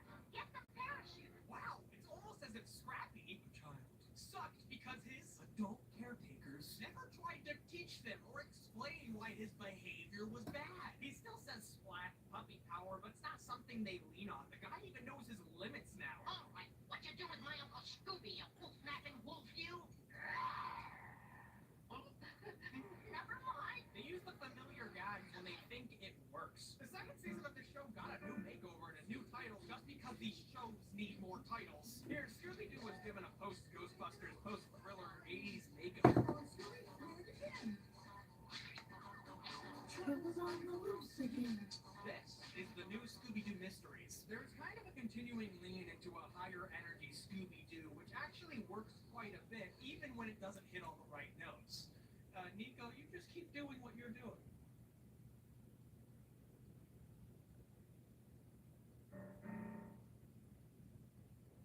This season has become one of the most obscure Scooby shows because it wasn't really widely available until it got released on the Boomerang streaming app. It's only recently that's even been released on DVD, with some episodes being compiled into this, group of 13 episode collections. As far as Scooby content goes, this is not bad at all. I actually liked it quite a lot. They bring back a lot of the missing parts to Scooby, like building up a monster's lore before it's unmasked. It's the creature! It's the creature from Camelot! Even if it's not much to go on, it helps to characterize the monsters and make them memorable. The hands, the sharks, the dinosaurs, the Vikings. Oh, yikes.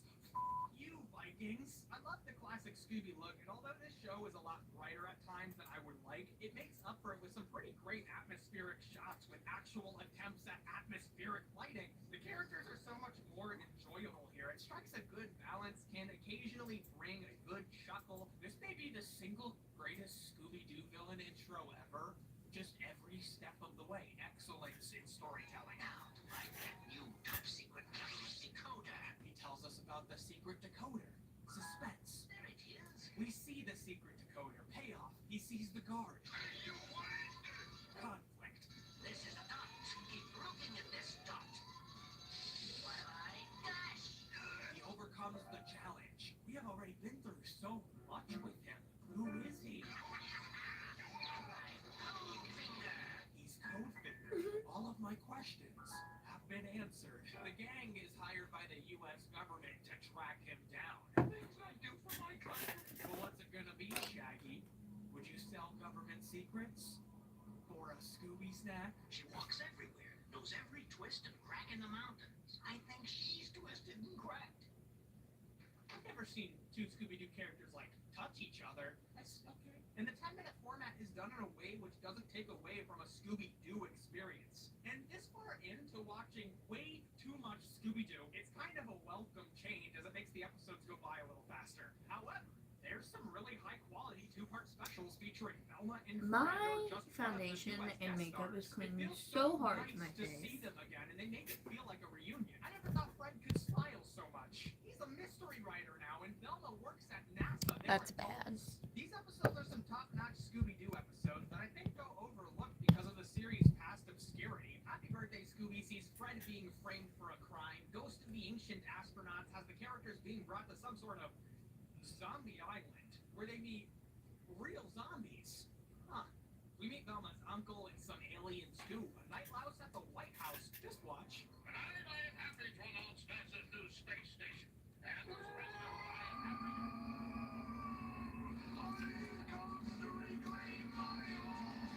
The ghost of George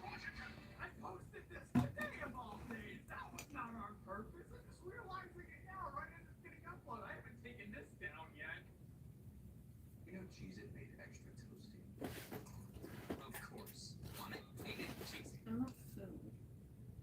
Do you feel held back by the weight of financial decisions? We can give you the tools to help you break free. Credit Karma gives you personalized guidance to improve your credit, savings, taxes, and more, so you can find your way to money. Enjoy Credit Karma. Karma you can count on. You know, we're here to roast the sun. This is all I've ever wanted. Oh my God, the sun is baking me out here. I don't like that, though. You want to go up with it, and then you won't have any lines. It's like, if you don't have any lines, it's 14, bitch. Go to school. There are a lot of risks to not wearing sunscreen, like getting very tan and sexy, and skin cancer. So, You're Megan Trainor. I love your set. Don't give up. Okay, well, shake that.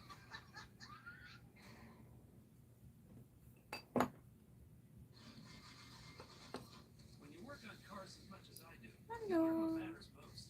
For me, that's trust. What sets Advance apart is the people. They don't just hand me parts. They help me get back on the road.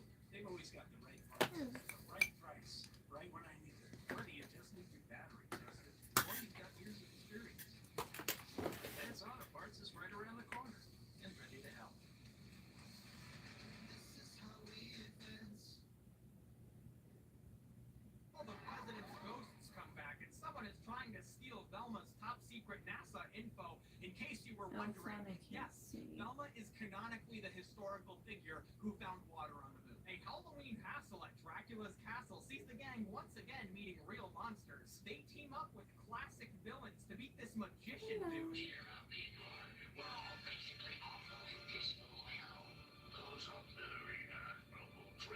It's the Nutcracker Scooby-Doo is the Christmas special featuring the pretty cool Christmas-themed villain, the Ghost of Christmas Never. Look at Fred. What a nice Christian boy. I wish these shows got more attention because they're just like good Scooby-Doo episodes. With the success of the few double-length episodes they did, story editor Tom Ruger was promoted to associate producer to lead a new 13-episode season of Scooby-Doo. Returning to the half-hour format for the first time in 6 years, the 13 Ghosts of Scooby-Doo. There's sprinkles of that Animaniacs energy from Ruger, and Scooby takes many, many steps away from reality into this cartoonish reality, kind of farther than ever before. Series producer and director Mitch Shower recommended they cast Vincent Price, who was recently thrown back into the public conscious due to his part in Michael Jackson's Thriller. Price would play Vincent Van Poole, who, accompanied by an epic score, tasks the gang with returning 13 evil ghosts in the chest of demons after they were accidentally released by Scooby and Shaggy. Those fools. But cemeteries are out. O-W-T. Out. Hello. This is a warning to all living mortals that whosoever opens this chest of demons will release 13 of the most terrifying ghosts upon the face of the earth. Due to its plot and cartoonishly energetic tone, this is the most creatively divergent the series has been from the original show thus far. Though they still sprinkle in the classic Scooby music for big moments. This is not a joking matter. Those ghosts can only be recaptured by the ones who set them free, namely you. The gang has a new look. Shaggy is in his elusive red shirt. Yeah, you see what I did? Daphne looks like April O'Neil 2 years before April O'Neil, and along for the ride is Flim Flam, a little ragamuffin scam artist who's very skilled at a lot of shady things like pickpocketing and scamming. Can we prove our sincerity? Easy. Reach into that hat. How did he do that? Flim Flam? Make those handcuffs ghost-proof. A lot of people hate Flim Flam, but I respect the hustle. Relax, gang. It just so happens that I'm the owner-manager of the Flim Flam Travel Agency.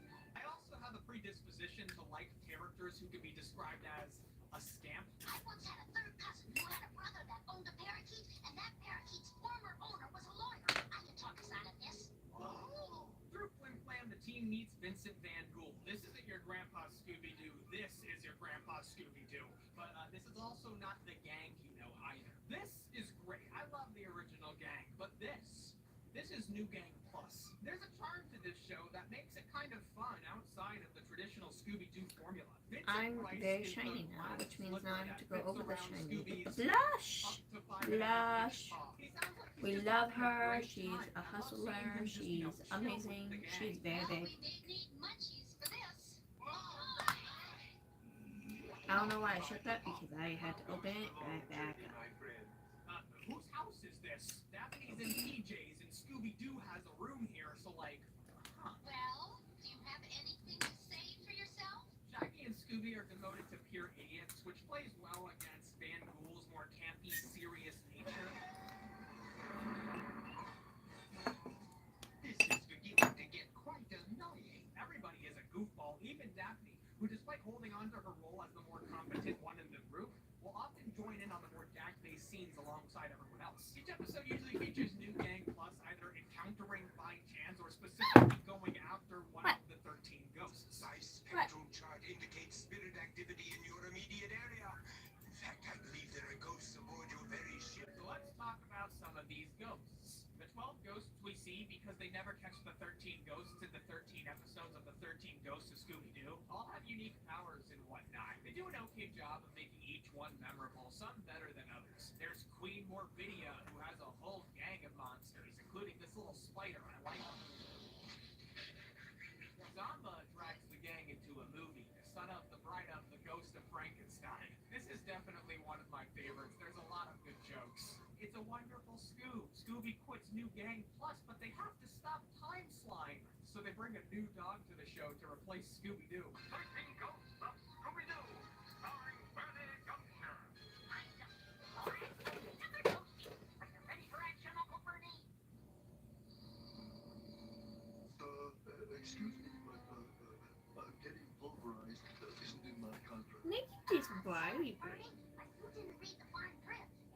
She's just But if you're one. out there listening, Scooby-Doo, You're taking America needs you. Ah yes, the man who hired Velma to find water on the moon. Scooby wants to quit forever, but Vincent takes him through time to see his birth and what life is like without Scooby-Doo. Dang, love these you. two are rad as heck. Get out of here, Scooby. Also, Scooby stays with his parents. You're His cute. parents make a lot of appearances So in cute. this era. How does one in this world negotiate with the dog's parents to keep their dog child as a pet? And then we have Scooby in Quacky Land. Mondo drags New Gang Plus into Scooby's comic strips, where they meet all sorts of wacky characters Don't. like Tom Ruger's very own platypus duck. Howdy, folks. What's the good word? I got a bee, but I'm not a bird.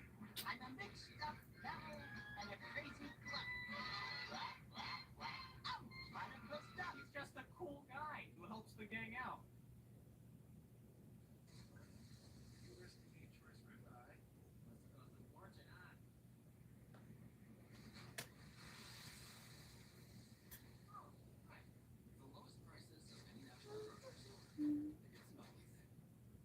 Lovely.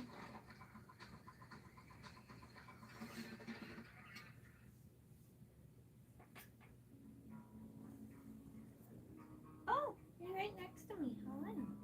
I couldn't see her. I was like, what is happening? Excitement behind the wheel of the new I'm so 2025 cute. Kia Oh, Carnival. did you sneeze? You keep Q4 stands out sneezing. with a spacious and sophisticated interior. It Oh. offers premium amenities like an I think she's available allergic ultra-wide to sunroof, something. She keeps class-leading sneezing. second row legroom, and available digital cockpit that keeps you connected and in command wherever the road takes you. Step into your Sure, sure. Otherwise, it just Alex outfit her understood state. where podcasting was going. Hey, who helps the gang out? Scooby likes them. Hell yeah.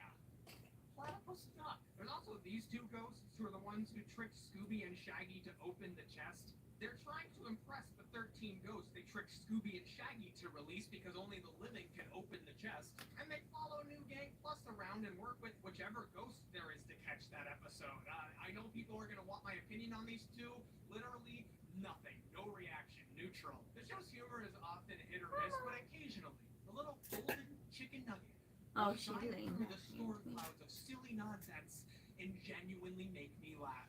And because it was supposed to, even when the show isn't funny, it's still fun to watch because it doesn't feel like they're phoning it in here. It truthfully feels like the creative team from the actors, the animators, the writers were genuinely having a fun time. I've often talked about how Scooby-Doo can lean on familiar gags too much, but in 13 Ghosts, old gags feel fresh again because of their execution. Twin Play and Scrappy always push the disguise gag up to an 11. Here, they do a whole bit where they're doing a report on a children's TV watchdog. I'm here with TV no-no expert Loretta Cut It Up. Ms. Cut It Up, I believe you have some concerns about the show thus far. She wants to get rid of the dragon because it breathes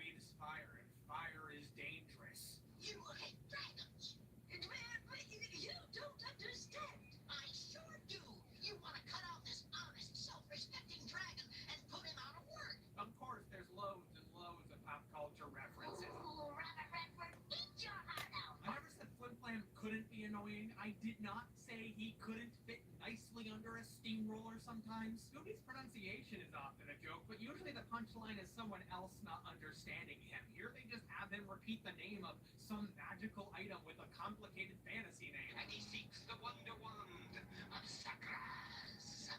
The wonder wand of Wanders? No, the wonder wand of Sakras. Oh, They do this same joke in the Scooby-Doo and Scrappy-Doo show season 1. You know, Scoop, for an old girl, this is pretty well balanced. This is just the most boring way to frame this action, but in 13 Ghosts, there's so much more energy put into it. Scooby. What's wrong? From the stutter building suspense, Shaggy's scared face, the cutting back and forth, the monster petting Scooby, and Scooby enjoying it. They do not pet Scooby enough in Scooby-Doo. It feels like they appreciate and understand the character's strengths and weaknesses more than the series' traditions. The play to the character's strengths make them enjoyable even when I'm not laughing. And these characters do kind of fit all together in a weird way. The only real problem is Flim Flam kind of makes Scrappy redundant. Flim Flam was created at the request of the studio to add a new child-aged character, but they already had one. His name is Scrappy. I don't mind him most of the time, but when he's annoying, he's really annoying. Somebody get the steamroller. I don't mind if you do. 25 to life is a long stretch, even for a free teen con artist. So the series never concluded. They never kept the 13 ghosts in the 13 episodes of the 13 Ghosts of Scooby-Doo. But in 2019, Warner released a straight-to-DVD sequel film, Scooby-Doo and the Curse of the 13th Ghost. This is the first Scooby film I've seen with the updated art, which is used for the annual, sometimes biannual Scooby-Doo straight-to-video release. I enjoy Scooby-Doo when I watch it, but I've stated that I am not a big Scooby-Doo fan, like at all. I've enjoyed the parts of the series that I've enjoyed, but I don't really keep up with the new releases because I already get way too much Scooby-Doo from doing these videos. I'm not You about to can. use my free time to watch even more Scooby-Doo. Why are you taunting me? Recently added permanent member to the cast of Brilliant. Some scene. Isn't this what you wanted with your short life? Don't you enjoy watching Scrappy-Doo with me every single day? Though I kind of like this movie. It does have some more action-adventure elements, which isn't totally unwelcome, but I don't love. And the humor doesn't always land with me, a 24-year-old adult. Did you hear something? Oh, like that's just Scooby's stomach. He hasn't eaten anything in over 7 minutes. But I like a lot of the characterizations here. Let me Thank guess. you. The mystery machine? No, but that's way better. I like this little moment. It's just how two different characters perceive the same thing. Elma says it sarcastically, and Daphne's like, oh, that's great. Flim Flam is a sight for sore eyes. He's doing so well, and they incorporated him into the story pretty well. But of course, the star is Vincent Van Gogh and his reunion with Shaggy, Scooby, and Daphne. Maurice LaMarche plays him so well, and I'm happy that Vincent Price's mark on Scooby-Doo has remained. My Air Boo and Boo host just screen-mailed me back on my diphone. The package from Shaggy was never delivered by the Ghostal service. It's just such a great fit. What? They have unfinished business and must capture the 13th and final ghost, which Velma and Freddy were completely unaware of. So Warner Brothers requested a few things be avoided with this film. First, they wanted to keep the supernatural elements vague so they could be deniable to people who like Scooby-Doo without real monsters and supernatural ghosts. And two, they were not to include Scrappy or Flim Flam. They were able to get Flim Flam in the story, but Scrappy is nowhere to be seen. Not even in the opening credits when they're recapping the original 13 Ghosts of Scooby-Doo. Then there's this. Guess the gang's all here. Except Scrappy. What's a scrappy? You know damn well who that is, Velma. I think they did an okay job with the restrictions they had. They let fans believe the 13 Ghosts of Scooby-Doo still happened, despite the recent movie's commitment to the monsters aren't real hoax debunking mysteries. What if you're wrong? Well, fine. What? Nothing. However, there's tons of references and visual callbacks that make it feel like it's somewhat within that world, and they do a classy job keeping the supernatural elements vague. But I think a proper 13 Ghosts conclusion should have New Gang Plus reuniting. Scrappy could have been staying with Flim Flam in the Himalayas, which could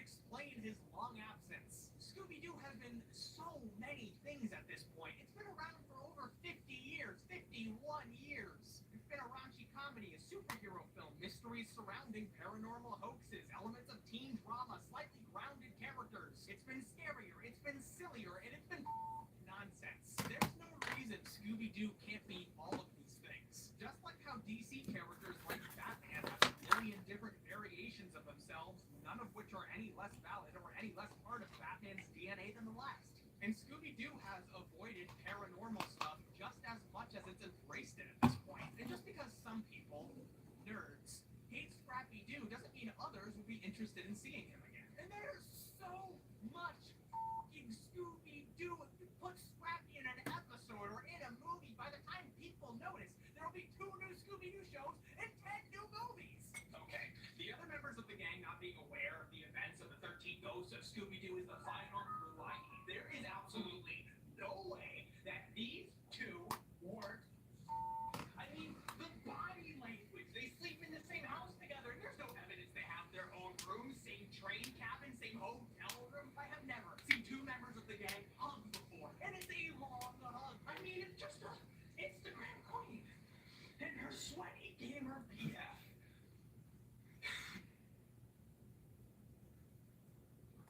That's right, you monkeys. Back to the task at hand. This era of Scooby-Doo is so underrated. It fixes a ton of the issues of Scooby-Doo and Scrappy-Doo and brings a really fresh energy to the show that it really, really needed. However, this is Scrappy's last TV show, but not his last TV appearance. So next time, join me, MC Monkeys, and Nico permanently as we watch way too much Scooby-Doo. We'll go to the ghoul school. We'll meet the Booth brothers and even reluctantly become a werewolf. Hey, I'm recording this the day the video goes out. I just really felt it important to tell you guys something that I forgot to include in the video. Shaggy has an uncle named Gaggy Rogers, and I'm just really curious as to why he has that nickname and why it's something his family calls him. Like some joke. So anyways, I'm tired, I'm stressed, I'll see you next week.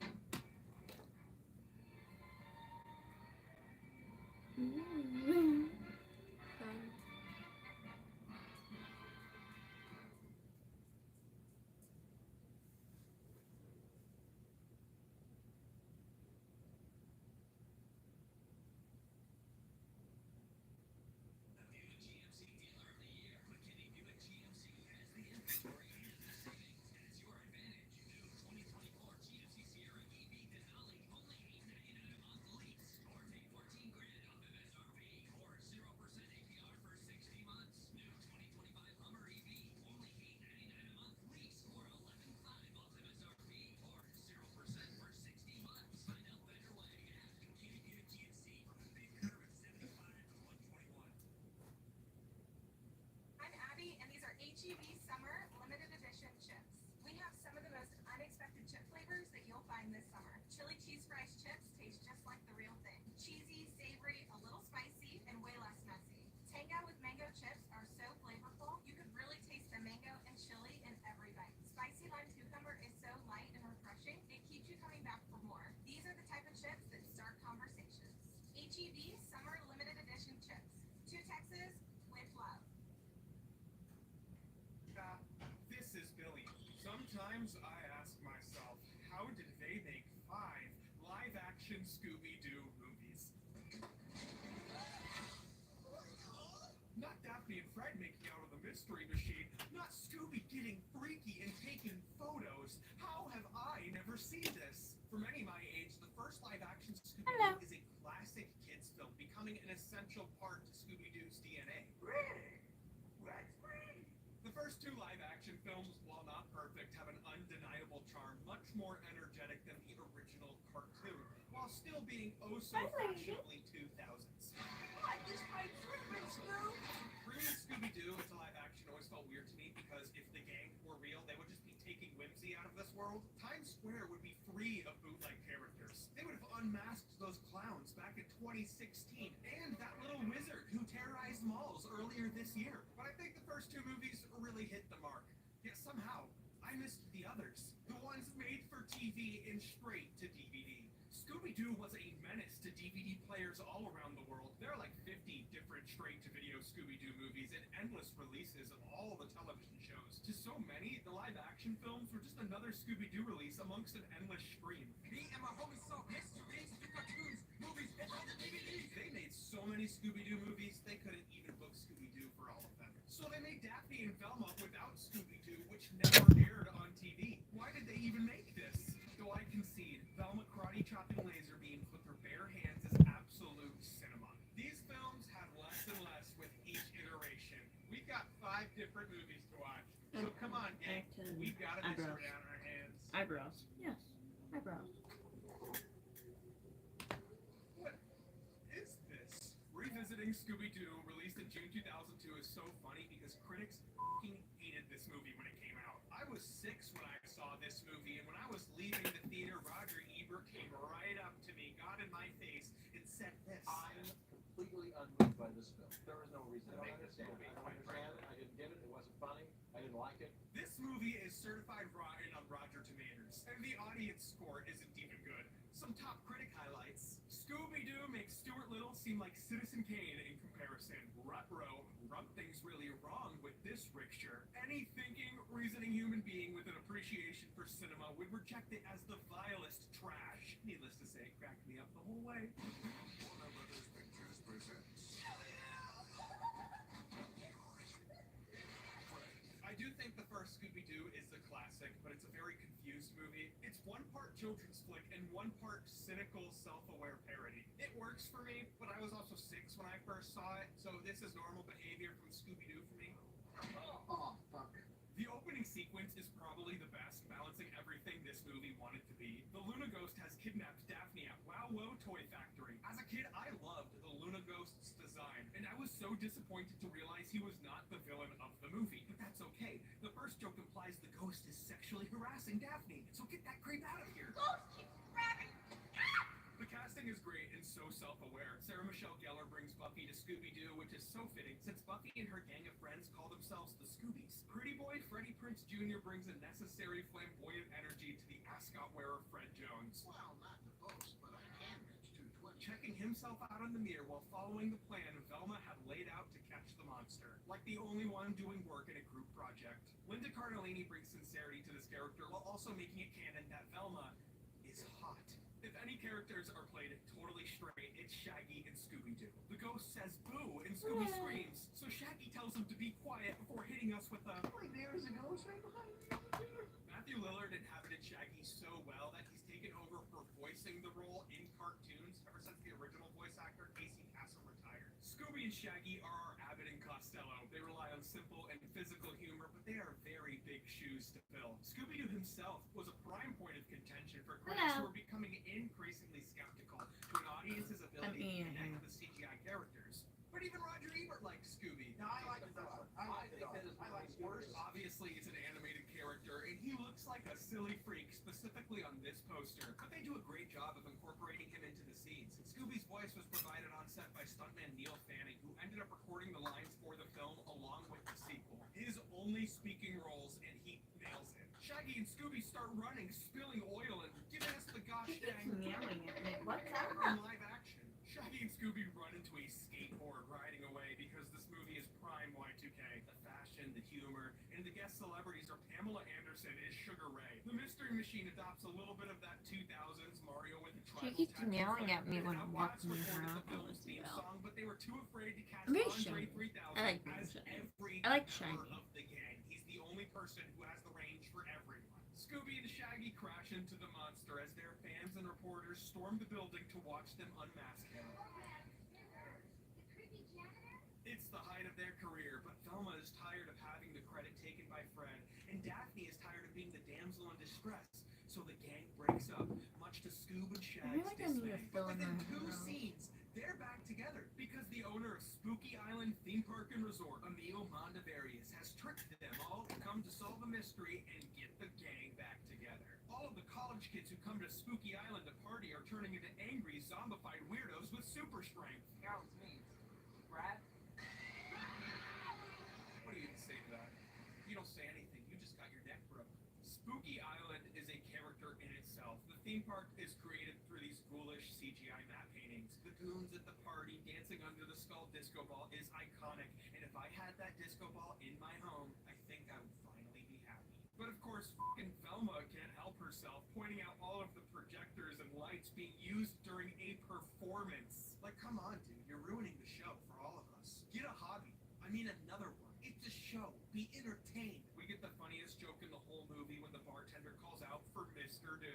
I got a call from Mr. Doe. Melvin Do? Scooby. A voice tells Scooby there's a dubious bag of hamburgers in the jungle for him to eat, and without thinking, he goes right for the obvious trap. But he gets attacked by the ugliest thing I've ever seen. The virgin, unmarketable, pink CGI bunny demon, who are nothing compared to the sleek glow of the Chad Luna ghost. But you have to have the pink bunny demons for this one gag in the film. Scooby runs out of the jungle saying he's being chased, so Scooby looks over to see the coolest guy at the party, the pink bunny mascot costume. He starts partying and, oh man, I need to go to Spooky Island right now. The gang splits up wanting to solve the mystery for themselves, but they all end up at the same broken down haunted house ride, running into each other like flies on a hot dog. There's a little guy backstage trying to turn on the ride and kill the gang, but Daphne ends up finding what they're hiding. An ancient pyramid relic inside a bigger pyramid inside this ride for some reason. Also, inside the ride is a soundstage dressed like a kitchen where we think Scooby and Shaggy might make a quadruple-decker impossible to eat sandwich or a really long sub. But instead, they just start burping and farting, trying to out-burp and out-fart each other. Hello, everyone. I hope we're all well and happy. I'm stressed out, so I couldn't sleep, so I've been up since yesterday. Everyone is in a common space, and Velma is talking to this guy, who I always forget is in this movie. She reminisces about when times were good, but then shares an awful memory. Scrappy-Doo. Who pees on Daphne in the mystery machine, which Fred says is marking his territory. It was an accident. You were marking your territory. You don't have a stroke from this job, Pally. Implying that Scrappy has some sort of sexual attraction to Daphne, so they leave him on the side of the road. It's a scene that feels like a Family Guy cutaway if it wasn't somehow essential to solving this mystery. The rabbit demons attack all of the guests, including the gang, stealing their souls, taking over their bodies, and turning people evil. Even musical guest Sugar Ray. They call the coaster and holy shit, they're evil too. Shaggy's love interest, Mary Jane, I totally neglected to mention. She's had her soul stolen too. Scooby is jealous, but Shaggy won't listen, so Scooby runs off only to fall into the hands of Mondavarius, in need of a pure soul to sacrifice. Meanwhile, Shaggy finds a bowl filled with everyone's souls and handpicks out the gang. But like, why didn't he set everyone free? He even picks out one guy and then puts him back. What an asshole. The gang's souls return to their body, ejecting the demons who burn up in the sun. But the gang's souls get all mixed up and they swap bodies. I can look at myself naked. By the way, Freddie Prinze Jr. and Sarah Michelle Gellar got married after this movie, and they've stayed married ever since, so this joke is Christ approved. Their souls go back into their normal bodies before they try to infiltrate the soul sacrifice ceremony, where they're ultimately caught by an army of possessed college kids, all because Shaggy refused to save the people in the soul. Anyways, they save Scooby before it's revealed that Emil Mondavarius is a robot, a double, born and controlled by Scooby-Doo's nephew, Scrappy-Doo, who set up this whole mystery to get revenge on the gang.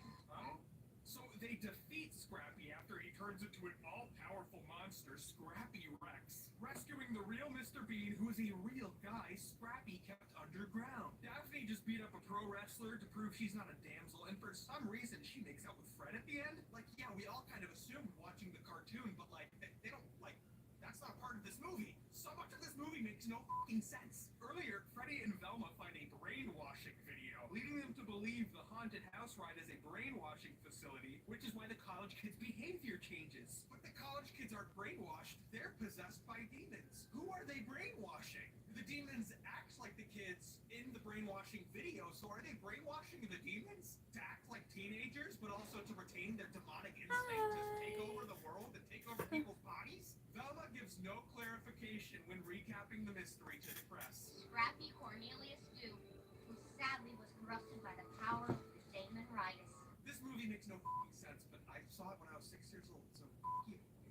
Scooby-Doo 2002 has a bit of an infamous behind-the-scenes story. It was greenlit to be a PG-13 movie and written by none other than James Gunn. But after a cut of the movie surprisingly received an R rating, some test screenings, and the PG-13 version of Josie and the Pussycats flopping at the box office, Warner Brothers reworked the movie into something marketed directly to kids. Though both the movie and the deleted scenes, which were included on home video, carry over some adult humor, like when Shaggy shows he's got an appetite for more than just food. In a good kind of way. Brother looked at it Titty and said, huh. But then they keep in scenes like when Velma questions why Freddy always splits up the gang, only to go off with Daphne, the pretty girl, which leads to this awkward exchange. Dorky chicks like you turn me on to. And what's up with Velma's love interest? I forgot this character existed at all, because he's literally an afterthought. Originally, Velma was written to be gay, then to have a kiss with Daphne, but executives cut it off. Now we have this f***ing guy, who I believe wasn't cut out of the film entirely, specifically because Velma sets up the Scrappy-Doo reveal while talking to him. They got stuck with him. He's literally credited as Velma's friend. They got stuck with this useless, nameless character so they could do a vile thing. Ladies and gentlemen, my special interest. Let's get a big title on screen that reads Scooby-Doo 2002 in the character assassination of Scrappy-Doo, a video essay. A quick little aside. Scooby-Doo is such a saturated property today, but back in the 90s, there was essentially a hiatus for the franchise after Warner Brothers purchased Hanna-Barbera. 2002 didn't only see the release of this film, but what's new Scooby-Doo?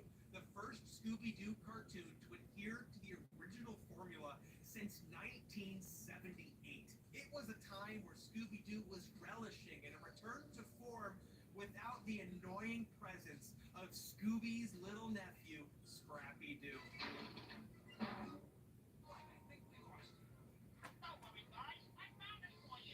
Who was quickly becoming the butt of jokes for bitter and nostalgic Gen Xers. Can I help you? Oh, easy there, Scooby. My name is Scrappy, and I've been here longer than all of you. Longer than you, and you. Velma says the gang kicked Scrappy out, but that's not how it went down. I watched every episode with Scrappy-Doo, and that's not how it went down at all. It was the gang that left behind Shaggy, Scrappy, and Scooby. And while Daphne came crawling back, it was Fred and Velma left on the side of the road. The Scrappy-Doo twist in this movie is so forced, and it neglects the final cut of the film and who they were marketing towards, the children, who were not in on the meta joke that Scrappy-Doo sucked. The joke was lost on me. I literally thought I missed an episode of Scooby-Doo or something. Like, when did Scooby start hating Scrappy? His nephew, his flesh and bone. Both of the movie commentaries tell a story of Scrappy being a later addition, with the scenes of the gang kicking him out of the van being the very last thing they shot as a group. Scooby-Doo content king Scott from NerdSync has a great short explaining how the Game Boy Advance game actually retains another villain for the final boss. It's this demonic entity, a master planner who would have had a much clearer connection to the demon rabbits, who are totally unrelated to Scrappy. The demons are gonna take over the world. How does that benefit Scrappy-Doo? It doesn't. Scrappy-Doo doesn't belong in this movie, and he doesn't belong on the side of the road. But James Gunn wanted him dead. In an interview with Fanboy Planet leading up to the release of the movie, James Gunn, the apparent animal lover, said this about Scrappy when asked. I can tell you I hate that little motherfucker with all my heart and soul. Huh.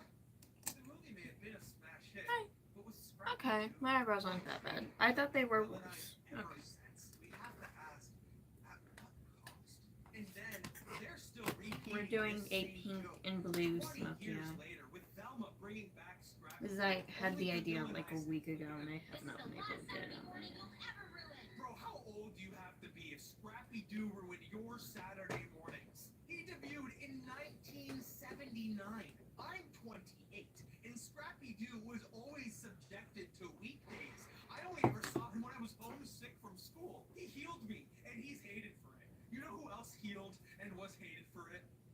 Jesus Christ. What I'm trying to say is, if Scrappy-Doo ruined your Saturday mornings, you need to stop complaining about Scrappy-Doo and go spend some time with Scooby-Doo 2, Monsters Unleashed. Monsters are taking over, and now there's only one thing to do.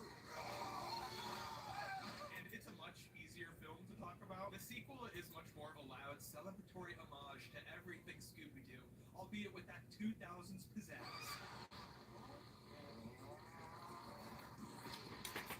You couldn't do that today, or in 1969.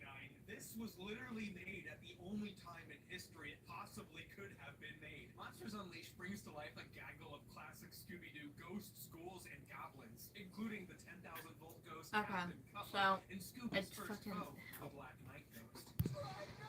Am I British? Do I sound British? Jesus fucking Christ. Maybe I sound British.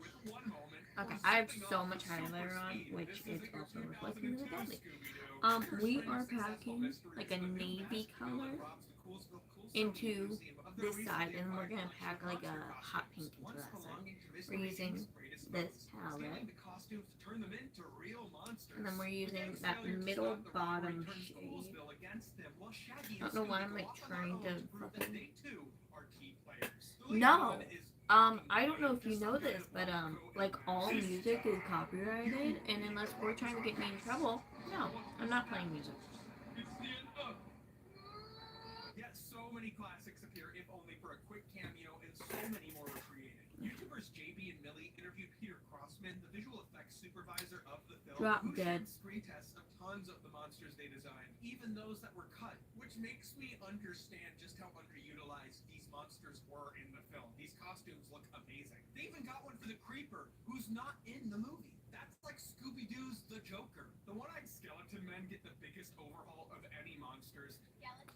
No monster Once was again, more do we want me to obviously get a into guy named legal Monster than the trouble? skeleton. Look at these guys. Who are they fooling besides Shaggy and Scooby? The big mystery in the movie surrounds the disappearance of one of their old villains, Dr. Jonathan Jacobo, the pterodactyl ghost who is presumed dead. He was a regular guy originally, and his name is Johnny, not Jonathan. But in this version, Jacobo was trying to make real monsters using randomonium, and now someone is believed to be continuing his work. This is John, owner of a catering truck.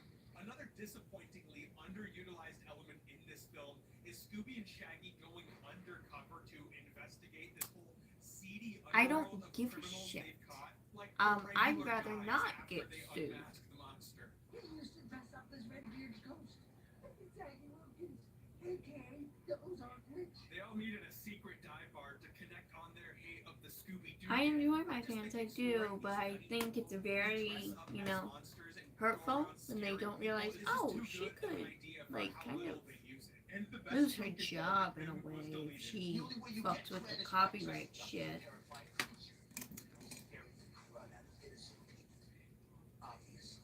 The cast gives another great outing as the gang with Lil Anyway, now we're gonna take this palette, which is the same palette from the same brand, I'm pretty sure. I might prefer his But in performance in pink. the first film, but he's still great. I got gifted like 4 of Is worried these. she's not pretty enough to have a boyfriend, probably because Daphne said this to her. Anyway, yes, it's broken. I don't give a shit. We're taking this pink, this hot She's pink. trying to impress That's Cynthia, already who plays the kind of- suspicious museum curator. She dresses in a latex suit and slaps him with the. Oh my god, this is big news. My mom. I do experience pure joy when they superimpose Scooby-Doo's head on a person for a choreographed dance sequence, but both of these movies suffer from the 2000s kid movie humor plague. Back then, comedy movies used to needle drop I like big butts, and it was the funniest Anyway. thing people ever saw. And We're they gonna were right take to some think of so. that, Scooby and we're just continues to gonna fart more in these 2 movies than the around rest of the franchise the edge, combined. because Velma has I'm not to trying to, calculate like- the Black Knight's weak spot, Yeah. revealing it to be the corner. She kicks him, and he says, we're gonna take that over. and I Right can't help but to think Ooh, they were that's really really pretty. cooking during this era. These movies have so many slapstick gags in them, it's hard not just to sit back Oh, and that's watch them gonna be so unfold. There's this great recurring joke with I feel like Fred I've giving a done journalist this a before whirlwind now. I'm quotes. getting deja vu. And yes, I say deja vu, Daphne not tries to deja tell him vu. not to talk to the press, but he Because I can't think help deja himself. vu is funner. The movie taking place in Coolsville and references to chicken I like sign it. puts this movie in the same world And we even flash back to the treehouse from that show. The body transformation sequence is Oh, that's gonna permanently be purple. ingrained in my mind. Scooby becomes a slug. Shaggy gets massive knockers. Scooby turns into the Tasmanian devil. Shaggy becomes real buff. And Scooby tries to stop their rapid transformations when he becomes Albert Einstein. It's so fucking chaotic. Check out my pecs, little man. So it turns out Dr. Jacobo is behind it all, having escaped prison and framing Old Man Wiggles, the original Black Knight ghost, after a feud in jail. Jacobo dresses up not only as the masked figure, but as the pretty I'm gonna turn up my light a little bit because it's turned down. Because I didn't want to like not see. Absolutely believe Scooby and Shaggy learning to become more sure of themselves is a better cinematic journey for Scooby-Doo than the gang splitting up and getting back together again. But what I do know is if you look like this or this, you need to call me. You know, I bet the rent price tag on Mystery Inc.'s sweet pad in the sequel was astronomical. I can't even imagine the kind of points they'd be accumulating if they were using today's sponsor, Built. Built is a loyalty program that We're gonna pack it, and then we're gonna take a big ish brush with some powder and a lot. And they're designed to fit your everyday lifestyle. Thank you. What the fuck are you fucking about? Towards your next month's rent payment. Y'all, I pay rent. Paying rent sucks. I don't know when I'm gonna stop paying rent, if ever. The last 2 months, I've had an heir paying my rent through my bank, and so I had to go withdraw my rent in cash. I held my entire rent in my hand in $20 bills, in $100 bills, and oh my god, was it heart-wrenching to turn it over. Paying rent sucks. Built makes it feel better. When you pay your rent through Built, you get access to exclusive benefits through Built partners, like transfer bonuses with airlines, status matches at hotels, and complimentary add-ons to some of your favorite fitness studios. Say hello to VIP status around your neighborhood and when you travel. Start earning points right now when you sign up through my link in the description or by using the QR code, and make sure to use my URL so they know I sent you. Thanks again to Built for sponsoring this video. The meddling begins. While no sequel was made with the original cast, Cartoon Network would air an origin story with a new group of actors, Scooby-Doo, The Mystery Begins. Airing in September of 2009 and garnering over 5 million viewers, this is the most viewed single program Cartoon Network ever made.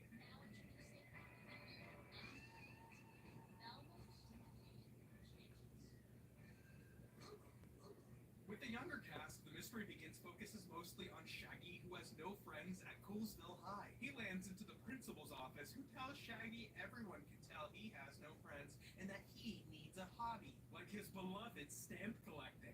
It's a misprint. Those are the most valuable. Okay, this guy's the monster. I have no idea why or how or what the monster even looks like yet, but it has something to do with stamp collecting, and it's him.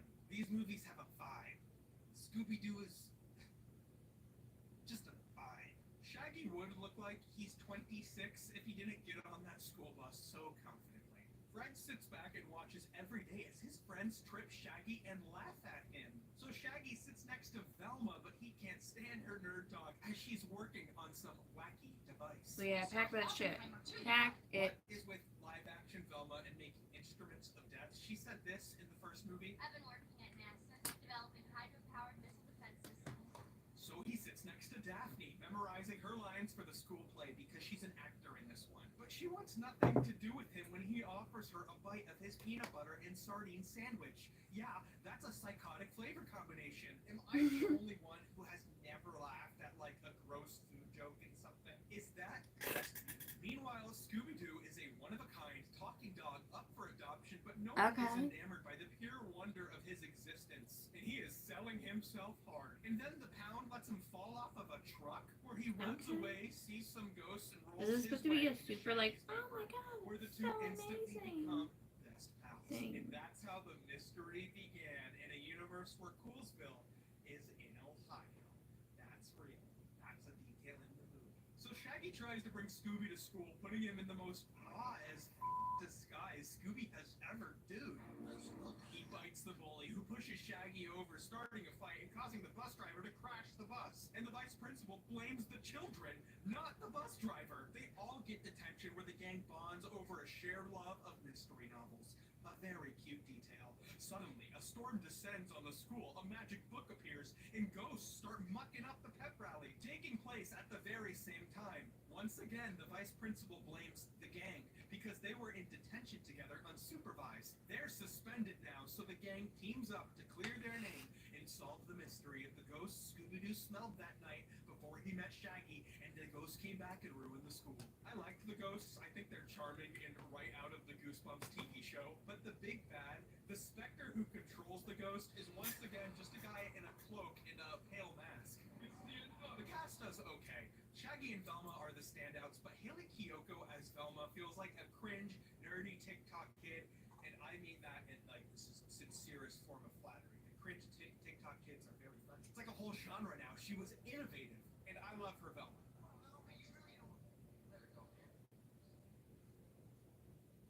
But Shaggy at times feels like a 26-year-old man because his voice is so stressed. And boy, does Shaggy have a lot of lines. I totally missed the explanation of how the Spectre controls the ghosts through the magic book because my brain had to go somewhere else. But I want to give the kid a chance. They just got my license last month, and I'm having a hard time concentrating. Get it together, man. The state of Ohio issued you a license. They needed to give Fred a blonde wig. I don't care how cheesy they thought it looked. It's fucking Scooby-Doo. Who looks his TV budget? He's janky and barely interacts with the rest of the gang, often on a blank slate by himself or animated into the background eating a bug or waxing a car, pulling focus away from the scene. But my best to the actors because they had some terrifying stand-ins for Scooby-Doo. That is a monster. There's one scene where Scooby is a puppet underneath a blanket and it looks like he's going down on the Shagster. Swanks. The most Scooby-Doo the movie feels is in the final set piece in which the gang goes underneath the school to investigate the old school which was destroyed by a flood. There they catch the Spectre looking for an old time capsule because he's the principal. Principal deal. Who blew up the school and raised the dead to find an old stamp. This is the kind of freak that belongs in the Scooby-Doo world. I just wish he didn't get arrested for pursuing his hobbies. The gang has a, well, now what moment before we get a cool montage where they paint the mystery machine, a van provided by Daphne's rich family. Because, oh my god, is this mystery about to begin? I was 13 when this movie came out, so I was the perfect age to see a trailer for this and totally dismiss it because it wasn't what I remembered from when I was younger. Too old school. I avoided it back then, but as an adult, it really is just a Scooby-Doo release that disappears in a whole sea of them. A follow-up film, Scooby-Doo, The Curse of the Lake Monster, aired just a year later. The lake monster will return. The lake monster will return. Summer has just started and the gang is looking forward to having seasonal jobs, working for Daphne's uncle at his failing country club. Clientele are dwindling due to a crazy frog monster terrorizing the grounds. The gang discovers an old ghost witch is rumored to be behind the frog monster, and they discover feelings for each other? What the hell? Fred and Daphne are straight up making out on the mystery machine. They're in love with each other? You okay? I am now. It's Scooby-Doo does High School Musical too, and yes, they're singing. We'll be cuddling soon. When Shaggy smells Velma, my guy starts floating like a delicious pies on the windowsill. They do the big sandwich gag, but Shaggy's appetite is for something else. I could listen to you talk like that for hours. But in the last film, he switches seats on the bus when Velma is nerding out. Now he loves it. Even Velma thinks this is strange behavior. Are you really interested in this stuff, Shaggy? Never really known you to be, well, intellectually curious. Meanwhile, Fred thinks his relationship with Daphne isn't serious, and they try to make each other jealous by flirting with other people. I think it's really fun to play with the personal relationships of the gang, but typically I think bringing in somebody else is the better angle. Inter-gang flirting can be fun, but it's a dangerous sport. I'm just so glad that we're on the same. Stop it, Shaggy. I'm not stupid. You cheating on me. Shaggy asks Scooby if he thinks Velma might like him back, and Scooby laughs at his face. He ridicules him. This is a new intrinsic charm that carries through its worst media. It's like oatmeal that way. Wow. If anyone is a Did you stick say in the mud, it's the wow? guy playing Fred. Can we do it Behind again? the scenes, he just seems like he is so uncomfortable being in this world. And I gotta say, it reads. I can't say When gang he says, anymore. wow. I'm ripped apart by my friends. They're like, yeah, thanks, Fred. Fred dressed like a crazy person. Fred doesn't frolic. I don't know what I'm gonna do on this. I mean, look at that. The big frog looks awful, but I totally with him. It's like the Loveland frog, which is a part of Ohio folklore. They were just afraid to give him a little wand. The Loveland frog is usually depicted with a little wand. The frog interrupts a What? club party and chokes Daphne's uncle. I don't recall having seen your name on the guest list. That might be the best part of the whole movie. Also, what's up with this actor? What cereal? Now we're That happens. They included it in the montage. According to the lore, a witch made the frog with the moonstone, which Velma finds on the beach, turning her into said witch, much to the shock of the gang. Shaggy believes his love for Velma will cure her. I'll try. I'll try. You won't. And with the power of song, it does. Not the sun, not the moon. I want to smooth. They beat the witch, and Velma tells Shaggy, just kiss me already. Daphne and Fred, shirtless, ripped as hell, by the way, just sit back and watch, and then the entire gang realizes the dangers of inter-gang dating. I don't know too much about chemistry. I do. There just wasn't any. And they decide they should all just stay friends. And Daphne's uncle gives them $10,000 to incorporate Say that again? their little mystery business. You guys, I've got it. We could be mystery Incorporated. Beginning the mystery even harder. They leave Scooby out of a group photo, so he jumps out of a second-story window. But Shaggy catches him because what they have is true love. I don't think it's necessarily a major improvement over the first, but the musical interludes are so fun. The movie opens with Shaggy dreaming of a perfect summer vacation. Shaggy and Velma sing an old vaudeville ditty together, which transforms into a punk rendition.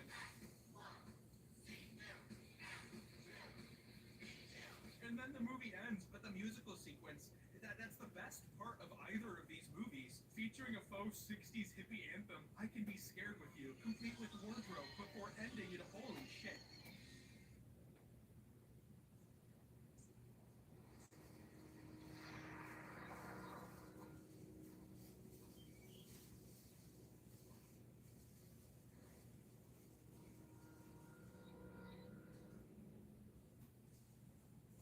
And one burger. Bring back a pico de gallo burger, and I'll bring back 3 of my table tents. Okay, deal. The pico de gallo burger is back. We're bringing back the hits. What a burger.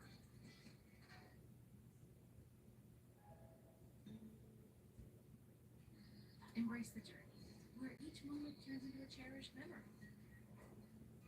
Your membership is more than just a card.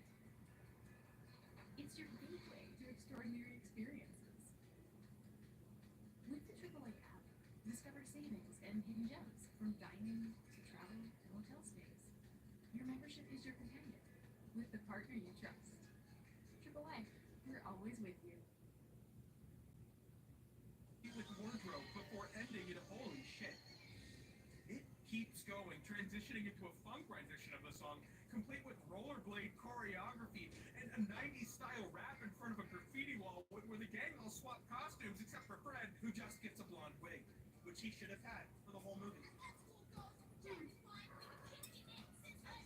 Whatever you think of these two movies, hold on to it, because apparently Netflix is making a live-action Scooby-Doo series. I hope it goes well. I can't imagine it will. Regardless, live-action Scooby-Doo I'm eating is now. best when Scooby is really there. Yeah, sometimes, basically all the time when I'm doing my makeup, I get hungry. Now it's time for the most boring piece of Scooby-Doo media ever made, 2018's Daphne and Velma, a movie which doesn't feel real. I love the Scooby-Doo gang, maybe even more than the dog himself. But the gang is totally flavorless without the dog.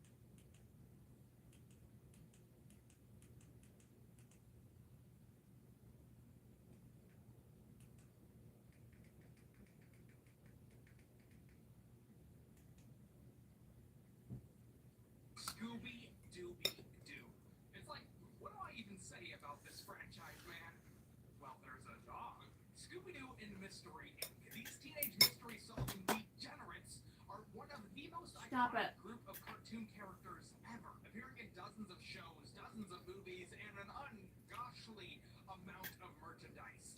Scooby-Doo is wild. You can ask someone of Are you nearly any American? age, Scrappy to Scooby, and they will have their own vision of the gang. Now, the boomerang crowd might say they prefer a Scooby-Doo that has one frame of new animation per episode, but I'm all about that Zoomerang-Doo. The weird, experimental, spin-off-filled revival era that we're still in now. And what started that all was a set of straight-to-video movies. I grew up, it did not go off when I thought it was. I, like many other people, grew up with Scooby-Doo. It was always the thing that was on when I was homesick from school. My favorite episodes were the ones with Scrappy-Doo. Me and this cat, That's not a joke. guys. I loved Jeez. Scrappy as a little kid. Side note, I think she's like developed an allergy to something in here because she has sneezed repeatedly in my presence in the last few days. I'm like, this is weird. She sneezes sometimes, but it's like when something's like in her nose. Who every single character was. However, when it came to the first set of straight-to-home video movies, I felt like these were mine. This is the first of a few Scooby-Doo videos I'm intending on doing this fall. If it does well, I'll make it an annual tradition, and if it doesn't do well, I'm going to take it out back and put it down like Scrappy-Doo. I'm not saying I like him as an adult, but I do. I'm just trying to hide it with edgy humor. So let's take a look at the first 4 Scooby movies and figure out how Scooby-Doo got She's its like, roots I'll put back. a tent on my head. She It's put the a Hex tent Girls. But first, of this video is sponsored product by on her Head head. to vrv.co/Billiam to get a 30-day free trial of Verve Premium. I've said it once and I'll say it again, but I love Verve. Whether I'm at home browsing trying to find something new or at the gym using Verve's offline sync feature to watch stuff while not connected to the internet, Verve always has something for me to watch. And because Verve's available on a wide variety of streaming devices, I can start and stop watching pretty much at my total convenience. Verve has a great selection of curated content from Crunchyroll, Mixplat, and Cartoon Network's Boomerang, which is what inspired me to do all of my upcoming Scooby-Doo videos that I'll be doing throughout the fall months and October. So if you don't follow me on Twitter, this is going to She's be under the my first desk now. in a few Scooby-Doo videos that I'm going to be doing throughout the Halloween season in order to get into a spooky No. mood. And if you want No. this video, Stop it. both Scooby-Doo and the Witch's Ghost and Don't eat Scooby-Doo and the the Alien lights. Raiders are available on Verve Premium. No. Give them a watch after this video. Girl, I will grab your scruff. Stop it. Scooby-Doo video I'm going to be doing will be about I love you. October, and it's I going to be do. on Scooby-Doo But you know Forever, something? I don't know if those are original plugged in or not. Scooby-Doo series, which is available to watch in its entirety. Why are you At the end of why that are you video, I'm lacking gonna do a court? little It's a mailbag thing. segment It's a where I'm thing going she to read does. your comments aloud. It concerns So the please, fuck out of share me. with me your favorite I'm eating villains, cereal. episodes, or just Stop moments it. of the series that you want me to You react know to. I'm right. I figured this could be a fun way to make this series fun and interactive. She knows I'm Be sure right. to comment down below and include I the love word you. mailbag so the comment is easy for me to find when I'm getting ready to release the next video. So join in the fun and head out to vrv.co/Billiam to get a 30-day free trial of Verve Premium. Thank you again to Verve for sponsoring this video. By the late 80s, Scooby-Doo was not the hot property it once was, and that's not because Scooby-Doo himself wasn't a handsome boy anymore. That couldn't be farther from the truth. But after 20 years of spin-offs, notorious character additions, and TV What? movies, the Scooby train just wasn't pumping like it used to. But in the mid-90s, Ted Turner looked at Hanna-Barbera Are we and gonna said, throw up? What's happening? Time Warner had absorbed all of Hanna-Barbera's properties and Cartoon Network. I'm too much in pain, girl. To be throwing up. Don't do that. Don't do that. Warner Brothers had no Stop idea it. what to do Stop with it. Scooby-Doo, Come on. and they were just like, I love you, I do. I also don't want to fish the water out of your mouth. We're really sleepy. And mommy's in Here, pain. we're gonna go make a Kind of a Superman lot of movie pain, during lunch. actually. The team I assembled the have creative cramps, new but they're not Scooby project in with my the uterus. Hanna-Barbera They're like creators, ricocheted including into some my who worked on ribs. previous Scooby-Doo shows. The story would be written by Glenn Leopold and Davis Dorn. Since this I have was these put in water sparkly during the lights that are like Scooby-Doo, half Warner Brothers kind of broken. viewed it as an experiment, And was she's like, I want to very eat them. little oversight. Undersight. They were essentially given no time limit to complete the project and were just told to hand over the final product whenever they were done. However, after seeing the final product, Warner Brothers threw $50 million towards marketing with promotion promotional tie-ins and using their brand new shiny channel, Cartoon Network, to air a Scooby-Doo marathon. You going leading under the TV there? premiere of the brand's Okay. spanking new Scooby-Doo on Zombie Island. Zombie Island was probably She doesn't want to play. If she wanted to play, she'd be like biting me and shit. Every time I saw it growing up, it was because Cartoon Network was re-airing it, and every single time they would re-air it, they would hype What are you it up like doing? it was some big deal. And you know what? It is a big deal. The Scooby Gang was finally I think it's back partially after because I don't 10 think she likes the years, and live they're sporting streams. an all-new look, not only because of their new Did you outfits, sneeze? What but happened? they're a few years older now. See, they finally You grew okay? eyes around their pupils. Did you So a few sneeze? years after splitting up, the I Scooby heard a Gang are now sneeze. living their adult lives. Scooby and Shaggy work airport. I don't think she likes it when I'm live because the big light and the room's hot and I'm tense and everyone's very tense. And she's like, my mommy won't lay down with me because we lay down together like all day, every day, all the time. And I can't do that when I'm like, stop smelling my laundry. I told her not to do that anyway because it's like, it's my germs and shit and I don't want her to get sick. Look at this cat. Look at these toes. Look at this cat. It's so yummy. Mwah. I love it. Your nose is so weird.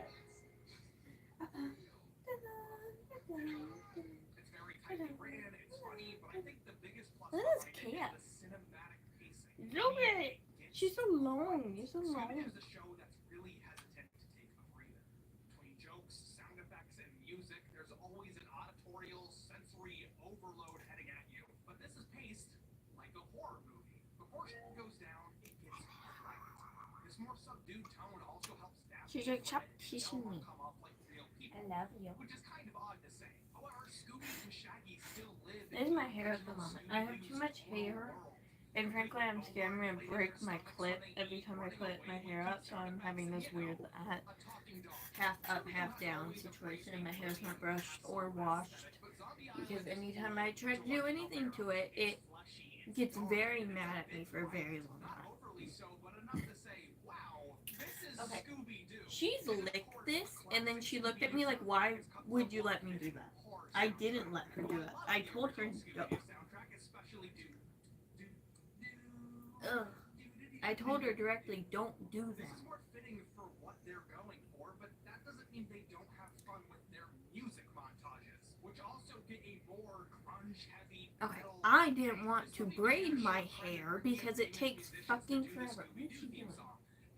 You smelling the Scooby? Scooby-Doo and the Witch's Ghost. It's Billy Ray Cyrus. This is a really fresh-feeling movie, and it still holds up. There's a twist at the What end happened? that's a little What'd we like? out there, but if you can get over your immediate reaction, it makes the Okay, movie you're not just in it because it not. It's a treat seeing these Her characters teeth I are used to longer see than her drawn and mouth. animated on a really So low she budget has. Okay, actual you're fine. women of their cans. She was I have gonna fall. fond memories of Scooby-Doo So she growing up. often I really can't grew up close with her them mouth. cracking me Her out teeth watching do this tiny little overbite that we really can't Zombie fix. Island was an unexpected success for Warner Brothers, and production immediately began on What? the next Scooby-Doo, No. Scooby-Doo and the Witch's Ghost. Do you want to play or do you not want to play? If you can go play with your sister. Where Zombie Island was a I can't play right this moment. Warner now knew I don't know why she thinks I can play. She's been waking me up at 8 a.m. She's been doing that. Okay, let's not play with a sewing needle. I know I took it. I'm really like, you took my shit. I think she don't take this. She's very puffy all the time. I'm trying to eat stale crackers, really. Oh, right. No, that's metal. I'm not taking you to the kitty ER. Not doing it. No.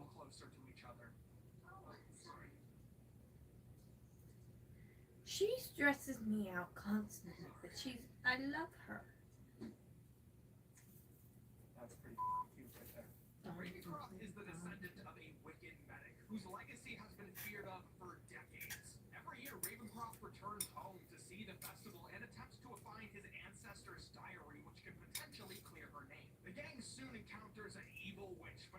discovered to be a fake created by the mayor and Mr. McKnight, the father of Thorn, the lead singer of the Hex Girls, and the first time I felt my heart beat.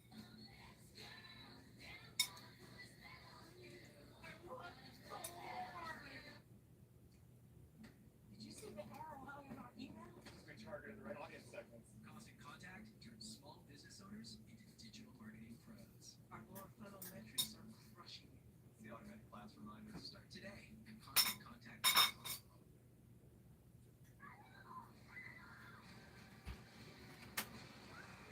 Jurassic World. Here's Rally's 4-buck unbeatable meal deal changes everything. Your choice of sandwich plus fries, drink, and an apple pie. Just $4. Saving money isn't going to change you, right? Who, me? Get more for your 4. Only at Checkers and Rallies.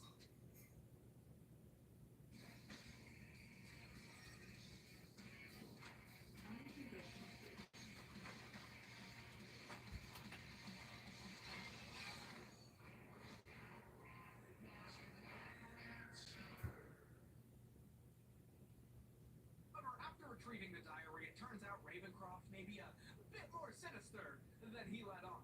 I really like these incarnations of the characters. Seeing Velma infatuated with Ravencroft and Fred and Daphne's will they or won't they dynamic adds a bit more depth to the characters, which is definitely not present in the original series. And while Shaggy and Scooby are still wolfing down every piece of food that's in front of them, instead of them eating really gross combinations, they're now more foodies than anything else. It's kind of cool. Also, Fred likes goth girls. That's the kind of character development I needed. I love seeing a more Velma-centric story. The actor who plays Velma, B.J. Ward, is certainly different than her previous iterations, but it's refreshing to hear. You did it, guys!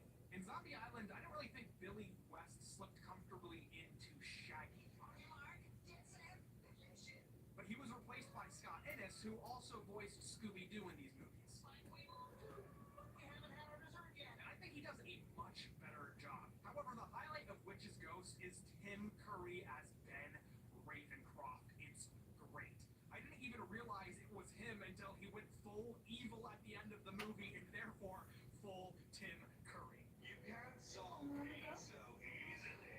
Thorn and the Hex Girls are a great addition to the Scooby-Doo mythos, where Scooby and the gang are 60s Sears ad models. Adding late 90s goth girls to the mix are great, especially watching this retroactively, where it just seems like these two No, eras you think clash you can with each speak other. of your Thorn mommy? also Mommy plays knows a you. role of a You hidden mommy. protagonist, which is something I've seen in the Sonic Oh, the Hedgehog stop games. licking your Like tail, Sonic, man. Scooby and the gang, above all No, else, are stop brand it. icons who must continue to adhere to the viewer's perception. You're not This trying to makes take my storytelling blood. kind of hard because in a traditional 3-act story, you expect the Go characters buy to experience sushi some kind or of growth. something. I However, need you to really work. I need to do my can't makeup. I change need to the do Scooby the gang things all that will much. get us So a introducing house. another character who can experience growth is always love a good way you. to make sure you can Okay. still tell that kind of narrative. Witch's Ghost continues the dark ass.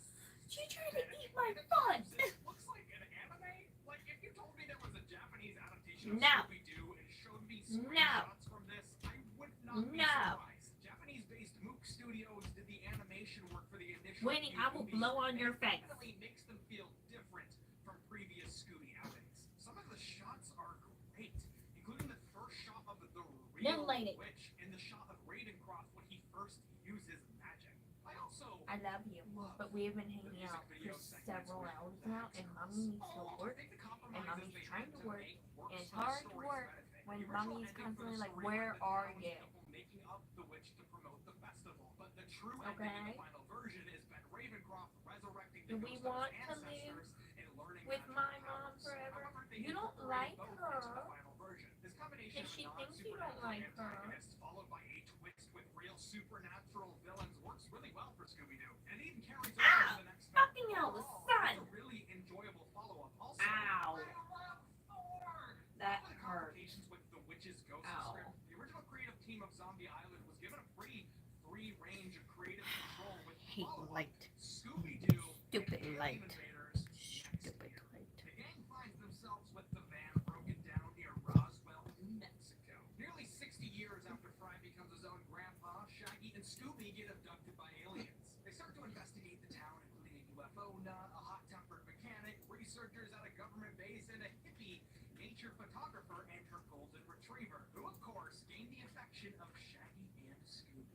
Shaggy and Scooby's story is really, really cute. And it has this fun little song about Shaggy and Scooby's imagined life with their potential new GFs. It's a highlight of the entire film series. However, the big alien twist is that these aliens are fake and she's actually an alien. So Shaggy doesn't get to live happily ever after. I always like it when characters are attracted to somebody and yet continue to help them after being rejected. Shaggy and Scooby attempt to be brave for Crystal and even help her do stuff, but it's under the guise that they'll eventually be able to do this. But Shaggy and Scooby end up risking their lives to save them even after discovering that they can't do this. So it's nice. However, Shaggy deserves to be happy, damn it! Get Shaggy to Area 51 so he can see them aliens. Well, I enjoyed Alien Invaders. It's definitely not as strong as the other two in my opinion. I really like the storyline of Shaggy trying to impress Crystal, but it comes at the detriment of the other characters who end up not having too much to do. Overall, it's a strong follow-up, but not as strong as the previous two. With these three movies, you can really see where the creative team wanted to bring Scooby-Doo, and I really like it. It's kind of this Americana horror celebration, with folk legends and settings with strong personalities being at the center of the story. Whether it's voodoo magic in Louisiana, witches in Massachusetts, or aliens in Roswell, there's intrigue within the cultural settings that these movies take place in. Doesn't anybody want to bring eggs? It's celebratory with its inclusion of local food and the folklore origin, which makes it seem a little more thought out than just themed bad guy. While it's an odd comparison, I look at these movies kind of the same way I look at Daniel Craig's James Bond. Well, Daniel Craig's Bond exists in a post-Austin Powers world where it's kind of reactionary to the critiques that brought on. Scooby-Doo kind of exists in a post-Buffy the Vampire Slayer world. The original Scoobies are now complete with creepy supernatural horror and heavy metal guitar riffs. These films were rad as hell, and while it wasn't the first time in the series to feature real supernatural elements, it was the first in the series to lean heavily into the horror aesthetic of Scooby-Doo and to make the inclusion of real monsters more of a shock to the characters. This is new territory for them. I mean, dark lighting, mild violence, and real monsters. Check these three out. They're pretty short, have a great look, and are genuinely really fun. Oh, fuck, I've been live for 3 hours and this is all I've done. Oh, apparently I am so far behind. And between the production troubles and the This final isn't great. product, I see why they chose to leave. So Cyber Chase was my favorite of these films. But also Spy Kids 3D Game Over was my favorite Spy Kids film as a kid, so you really shouldn't trust it. I just think having a video game setting was something pretty cool for the time because it's not something you saw much back then. The video game enthusiast generation hadn't yet grown up and taken over creative roles in Hollywood, so it was kind of rare to see a video game reference that was anything above Marvin's account. Like The Witch's Ghost, this time Warner Brothers had heavy oversight over the production, assigning a writer who had never I worked am in animation making and the helped bow on flat and writing over the screenplays face. I'm not similar even between meaning the two. to. The I just screenwriter want didn't take into navy. account animation has budgetary restrictions. Because I like Writing navy. in complex I settings do. and I really elements do. into the script. I like navy blue. I look good in navy blue. It complements my skin tones and my eyes. Frecklies. I like it. Both of which required significant foresight, which is probably why the creative team was on such a tight leash. Everything had to be coordinated. Also, at the time of its production, Warner had greenlit the first Scooby-Doo show in nearly 15 years. Nothing. What's new? Scooby-Doo. Just the world might crash and burn today. Film was underway. I enjoyed Cyber Chase. I'm having enough, anxiety about but it. it's definitely a steep departure from what the previous three brought to the table. I wasn't really super engaged. I thought the humor took a huge step backwards. It suddenly became much more juvenile. And the pacing, which made the other films feel like films rather than TV episodes, is just gone. The change in tone is also complemented by the fact that this is the first. Oh yeah, if Scooby-Doo you're to be not a digitally US citizen, what I mean by the world crashing is protest. Like we've been getting protests for like a good solid 2 years on and off now. But we are having basically over 90% of the nation have protests today. And while yes, I'm very for protests and violence when it's needed to make a point to people in power, and I'm gonna say this right now, I don't like guys. I'm also trying really hard to keep my job and keep my opinions at the same time, and that's really hard. I'm so scared. There's some funny gags and one-liners here and there. It could really fuck up stuff in a wrong way. And it's a very antsy stitch to happen. Especially, let's say, you know, a local conspiracist who won't shut the fuck up. And they get in your head and it's like... And, you know, I have an anxiety disorder. You can't do that to me. And yet everyone does that to me. And it's very, very annoying. Far too long when they run into their younger selves. It's like this stock music library track. I blame it on the budget being spread too thin. As far as Scooby-Doo content goes, I wouldn't say Cyber Chase is I'm a little scared particularly bad. of everything, and I refuse to leave today. Or tomorrow, or Monday, or any of the days. I'm for protests. I'm against what's happening. I truly am. But I'm also very much a little scared of getting detained by ICE. Not because I'm illegal, no, just the way they've been behaving. And I talked to Rose about this personally. We know Rose, we love Rose. There's some personal shit in my life. I was born here, I was raised here. I've never left the country, but my shit's a smidge jacked. So, ooh, I don't want to leave my house in this hellscape. Because last thing I need is getting detained. No, what happened was, I'm 18.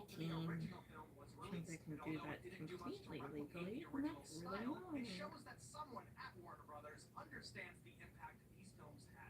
I think what I would want to see from the Scooby-Doo movies is something a little closer to Warner Brothers animated Batman.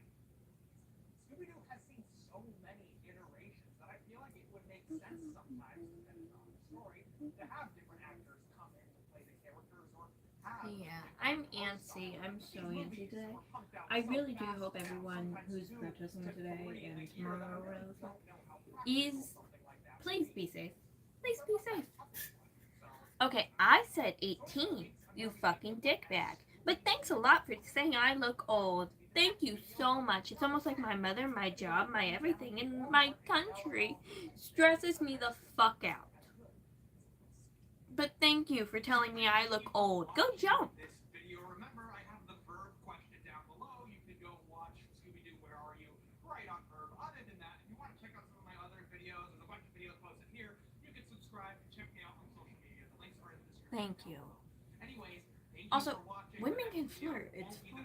Video, but I'll see you with new I Scooby-Doo am content. very gay. Thanks. As a kid, Scooby-Doo was always around. I mean, I've always liked Scooby-Doo, but I'm not a die-hard Scooby-Dooer. It's something over the years which has just refused to go away. Scooby-Doo has ironically become the real-life equivalent of Scrappy-Doo, just refusing to leave Well, us isn't it alone. great when a bunch of people tell you you look old when you're only like 18? Last video, I talked about the first few straight-to-VHS movies, but I also have And they've been fond doing that memories since you of were the original era. 15. These shows would air And it doesn't make you want to get a giant face full of Botox whatsoever. Oh my god. God forbid a person look like a person and not a sex doll. Please, fuck off. So many different things with different titles. Well, they all kind of look alike, have similar plot lines and similar jokes. So I want to look back at the original series, Scooby-Doo, Where Are You? And kind of Thank you. describe its flavor when compared to the rest of the Scooby-Doo series. Because just like Scooby Snacks, I think its flavor is undefined. Also, for those of you who thought I coincidentally dressed like Shaggy last time, I don't believe in coincidence. All y'all are playing checkers, and I'm over here playing better checkers.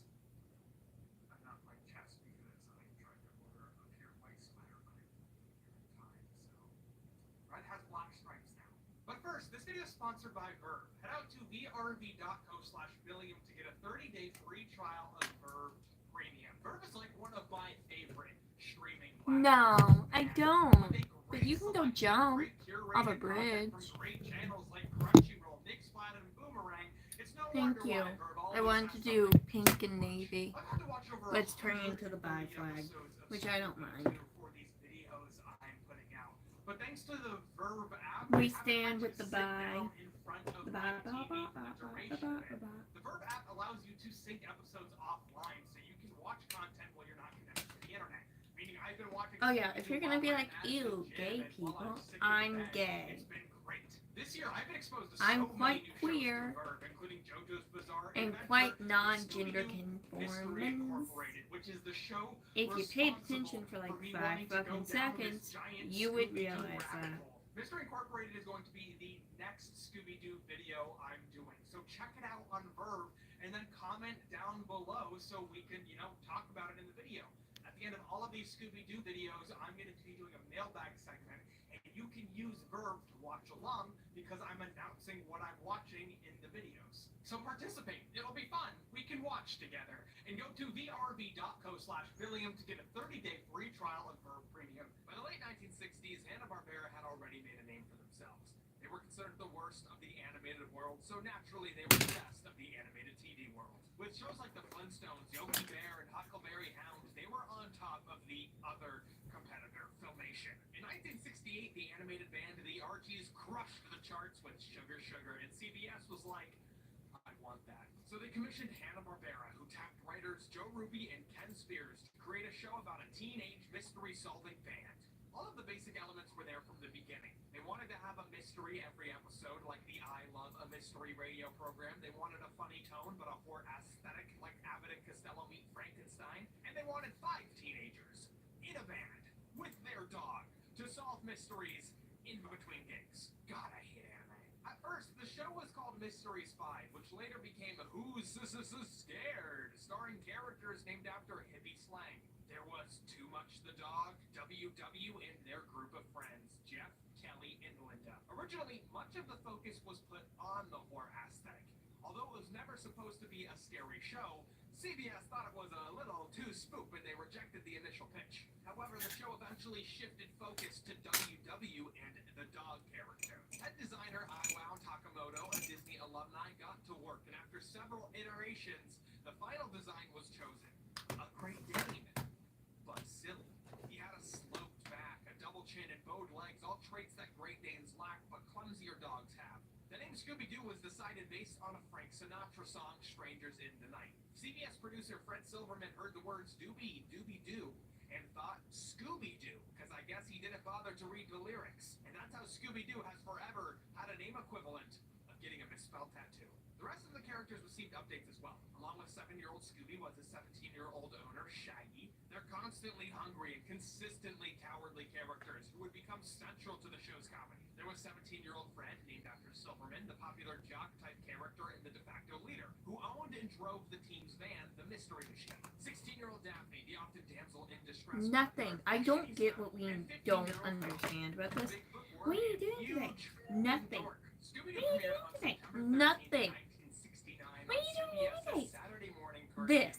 I do this in my gym. In my I hang out with my cat. And I call Rose, and I'm on the phone with Rose, and I'm editing videos for your spoiled exes who can't open your ears for 2 fucking seconds. No, I'm going to fucking Pride. I'm gay in a southern state. That's not safe no more. This is barely ever safe. I feel very unsafe. All of the time.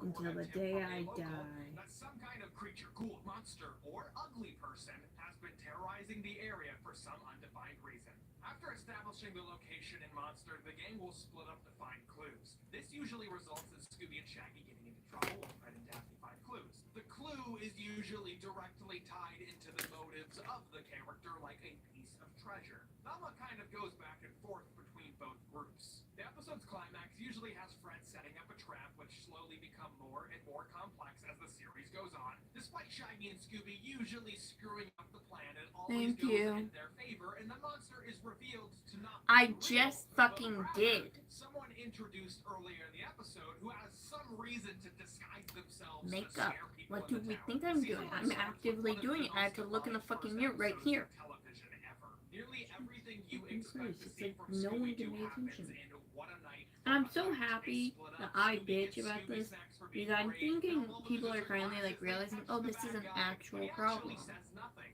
So not all of the elements are there quite yet. In fact, a lot of the tropes you want to see. I am fucking reading. I'm just not reading it out loud, you pathetic piece of shit. The phrase meddling kids is said less than 10 times. Velma loses her glasses only like 6 times. Would you do it for a Scooby snack? It's really only prominent in the first season of the show. Not to say it never happens again, but the show isn't as reliant on these recurring jokes as I expected. It's odd to go back and see. Oh my god, she's not looking at us for 5 fucking seconds. We will have a stroke. We will die. Shut the fuck up, you pathetic, needy bitch.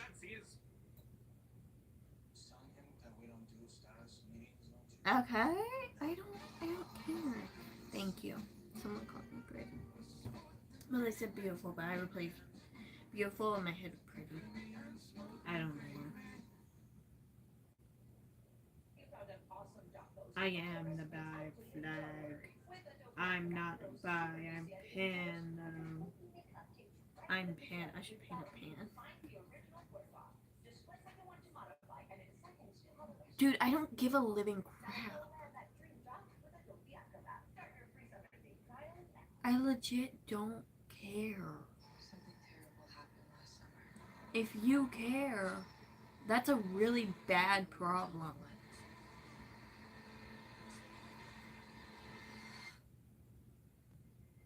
Thank you. I know, right? I'm fucking awesome. We should make me famous as fuck. I should date Nicholas Cantoon. Putting that out there. Since we think I'm a diva, I should date that handsome fella. And we should, like, make me famous as fuck. And I should, like, fucking mime off to paparazzi and shit. Being like, just fucking mime my fucking words. I also love my eyes. I'm doing a good job. We're gonna blend out some lighter blue underneath. Kind of diffuse in a way. It's something in my tooth. Scooby beats the shit out of Ape Man. It's the first time he goes full power SS3, 3 Scooby snacks at once. Dude, it's my fucking stream. People act like, oh my god, she's not doing what we want on her thing. You want to do what you want to do? Okay, you go influence, motherfucker. I don't care. She's not doing what we want to do. She's not doing what we want to do. She's not being a puppet little basic sellout bitch. What is that? I have no clue. That looks like the word Rihanna to me. It 1000% is not. I don't know what it is. I'm blind and very dyslexic. Okay, people, I can't.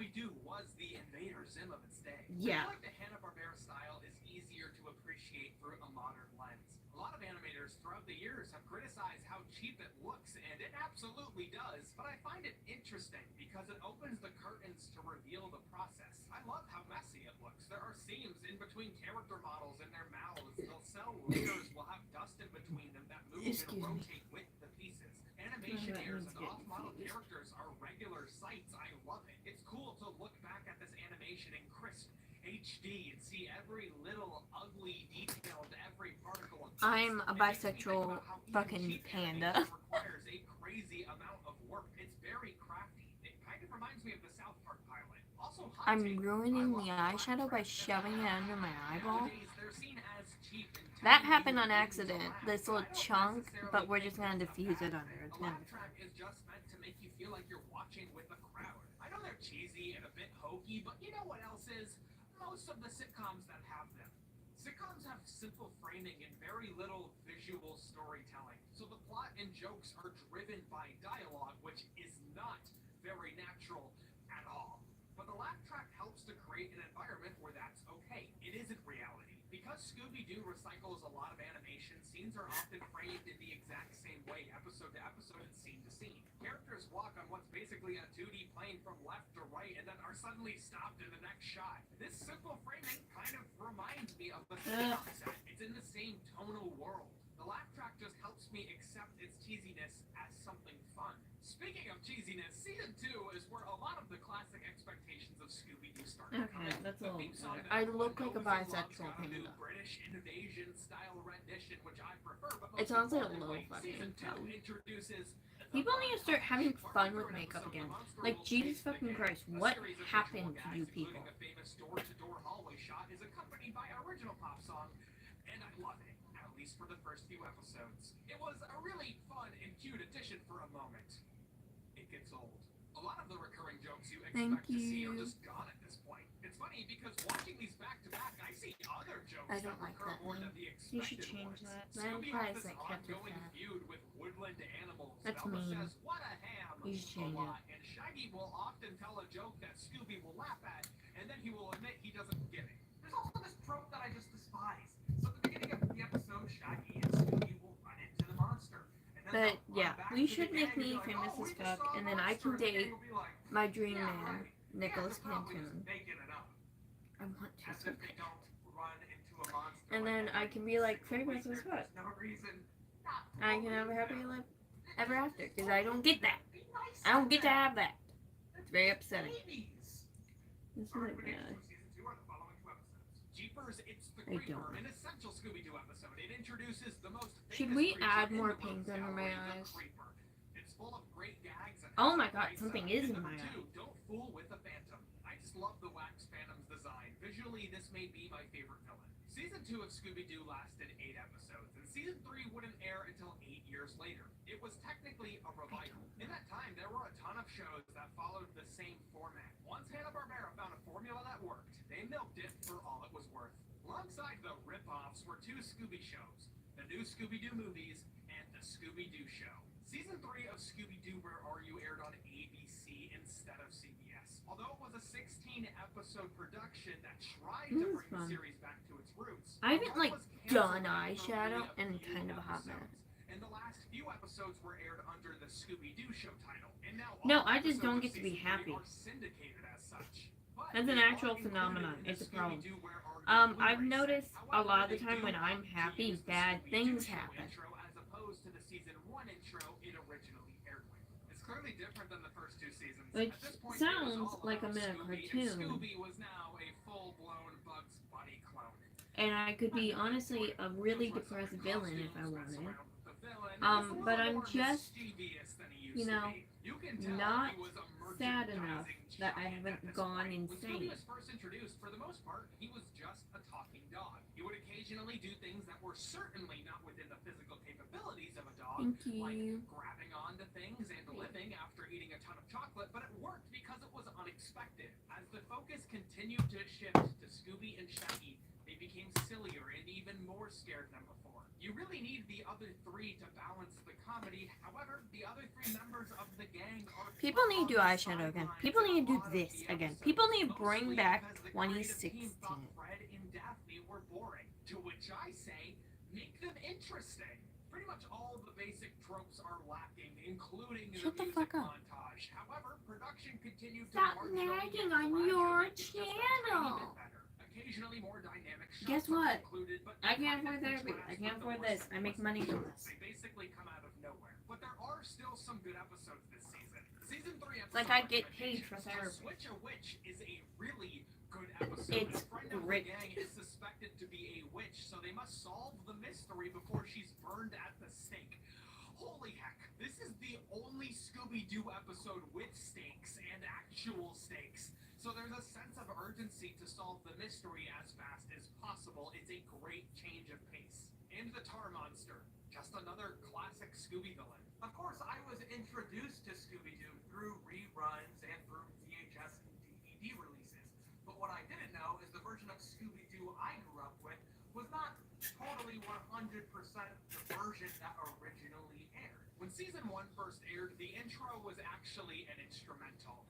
It wasn't until later the famous opening song was used. The intro was added into these earlier episodes for later releases. In order to fit more ad time, rerun episodes were often sped up, which caused some confusion with the creative team making Scooby-Doo on Zombie Island. They were convinced the voice of Frank Welker was no longer able to do the role due to his voice changing. But when they compared the voice to the original version as opposed to the syndicated version, they realized it really hadn't changed at all. Also, there are certain episodes and scenes that I just don't remember seeing as a kid. And it totally wouldn't surprise me if these episodes were either removed for syndication or edited for obvious reasons.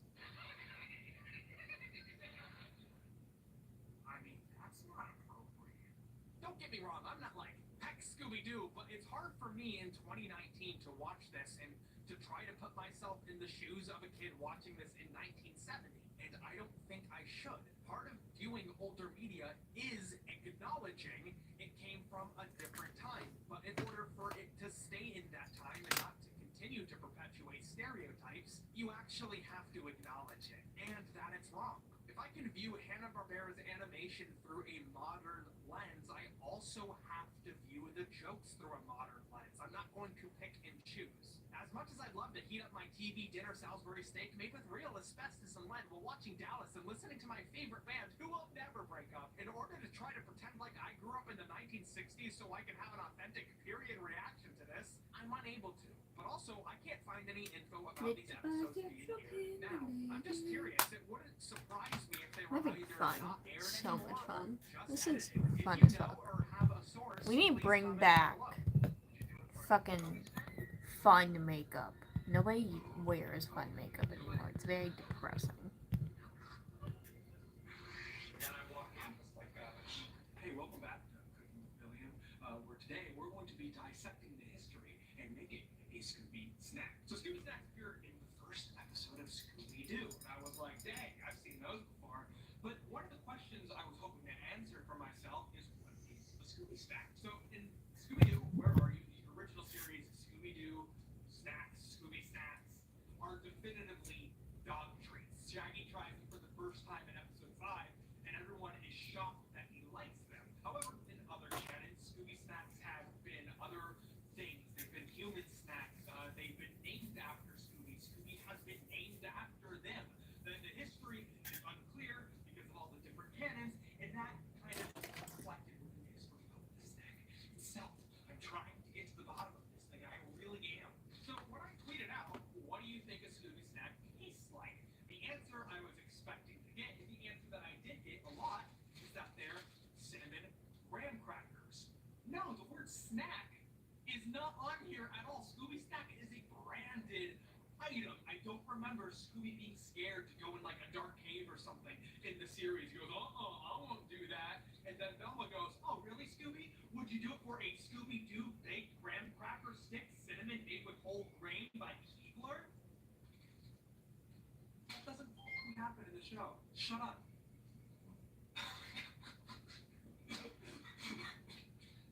I like the intensity. Keep it going.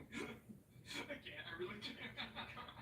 So officially, Scooby snacks have many different descriptions in flavors. When Hanna-Barbera were asked about what they believe Scooby snacks were, they said they pictured it as kind of, a caramel and butterscotch kind of flavor.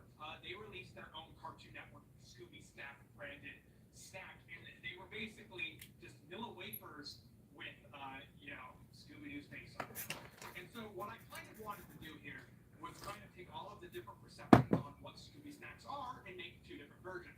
My idea is to try to perfect this recipe over the course of my Scooby videos. Attempt number 1, we're basically going to make vanilla cookies and flavor one with cinnamon and the other with caramel. This could be a disaster, but who cares? You need 1 stick of unsalted butter or 8 tablespoons, 1/4 of a teaspoon of kosher salt, 210 grams of sugar, 2 full teaspoons of vanilla extract, 1 tablespoon of milk, 160 grams of all-purpose flour, 3/4 of a tablespoon of baking powder, and 1 egg white, or 2 tablespoons of egg whites in a container.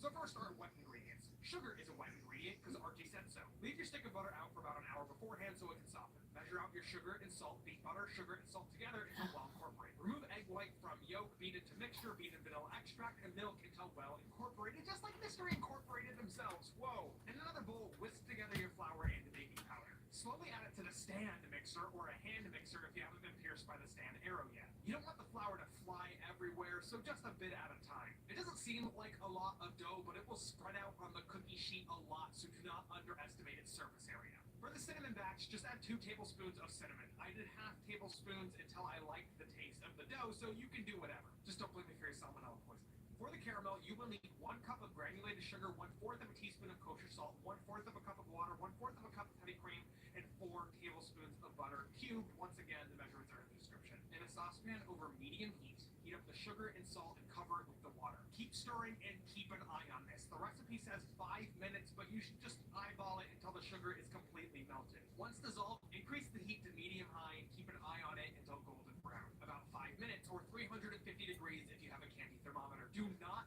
stir it in this time.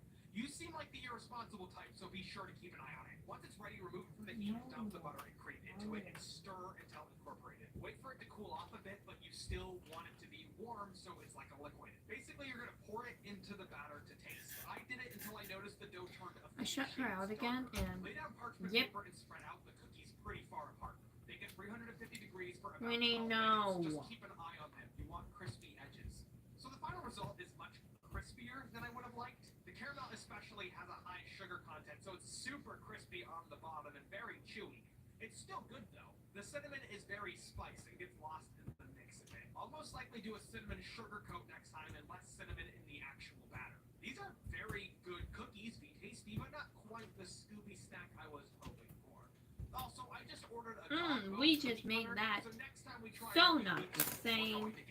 Of course we did. Scooby-Doo, Where Are You? Thanks, was both Boo. relaxing and perks. I Thank certainly you. enjoyed getting through it, but it was also a huge chore. Why? It's weird because I think Scooby-Doo is iconic, but I think a lot of the lore goes underappreciated. I was incredibly excited when a familiar monster would show up on screen because I had seen it referenced in other media, merchandise, and other Scooby-Doo shows. It also shifted my perspective on the series, because even though the basic plot beats are similar, the show is not as reliant on the same 5 jokes as I remember it being. Alright, so last video, I wanted you guys to kind of comment about Scooby-Doo on Zombie Island and all of those VHS movies, and I wanted you to comment on what the next video was going to be, which is Scooby-Doo, Where Are You? So welcome to the Scooby Mailbag segment. Next time we're going to be watching Scooby-Doo Mystery Incorporated, and we're finishing off the series with talking about what's new Scooby-Doo.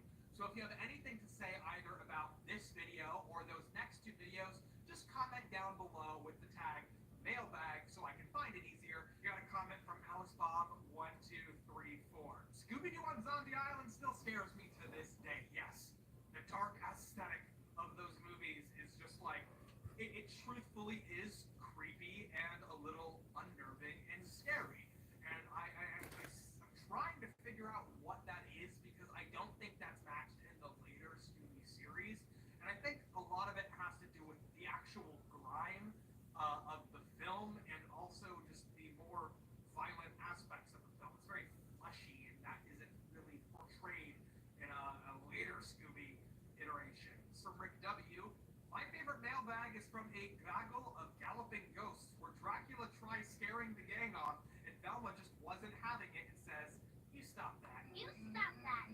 What I love about Scooby-Doo, Where Are You specifically, is most of the episodes aren't like laugh out loud kind of stuff. It's just kind of light chuckles. So when something really funny like that does happen, it hits you harder than any other hilarious show can do, because you're just not expecting it to happen. When Scooby-Doo lands a really good joke, it lands very hard. It just doesn't happen that often. So anyways, thank you for leaving all those comments. I'm going to continue to look through them, continue to read them, and if you want to comment about, you know, anything about Scooby-Doo, Where Are You from this you video, or sneeze. You're anything smelling something about that holds Mystery dust. Incorporated or what's new Scooby-Doo, just comment down below with the tag mailbag so I can see it and find it. Other than that, thank you for watching this video. If this is your first video of mine, please consider subscribing. Check out my other Scooby-Doo video if you haven't seen it already. Like it, share it, do all that jazz. Yeah. Any long-run franchise, Scooby-Doo has seen so many different I can't fucking focus because there's a sneezing cat next to me. While many of the Scooby-Doo shows stick to the status quo and continue to provide the formula that many people have grown to love or totally sick of, there are quite a few entertainingly interesting entries in the series. I've already talked about how much I love the more grounded feeling of the early straight-to-VHS films, but I also love Scooby-Doo as a wacky cartoon. I'm the kind of Scoober who wants everything from the Doober. Give me dark, give me silly, give me a grounded reality, but also unrealistic and zany. And give me something genuinely fun.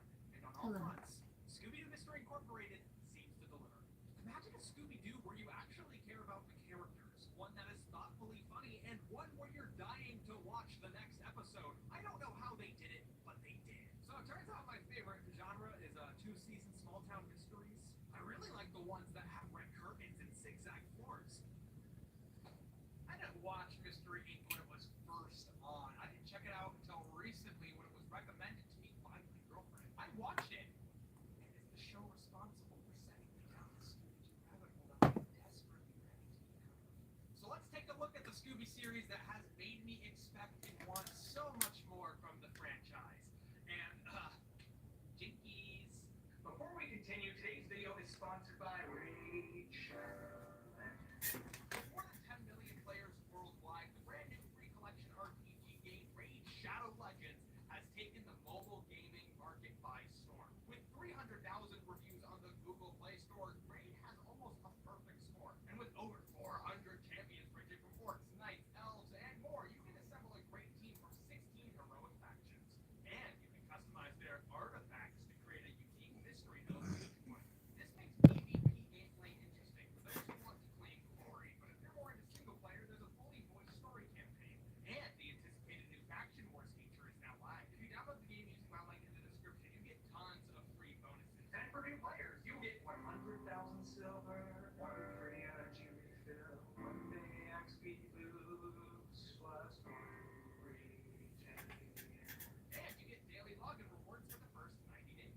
So get started and click the link below to download Raid Shadow. That's the wrong port. Raid Shadow Legends. I've kind of separated the Scooby franchise into two eras. The original era and the post-Hanna-Barbera Time Warner acquisition revival era. I characterize the revival era as having a level of self-awareness and winks to the audience like, holy shit, Velma lost her glasses? She sure does that a lot, doesn't she? Wink, wink, wink. It's to the point of parody.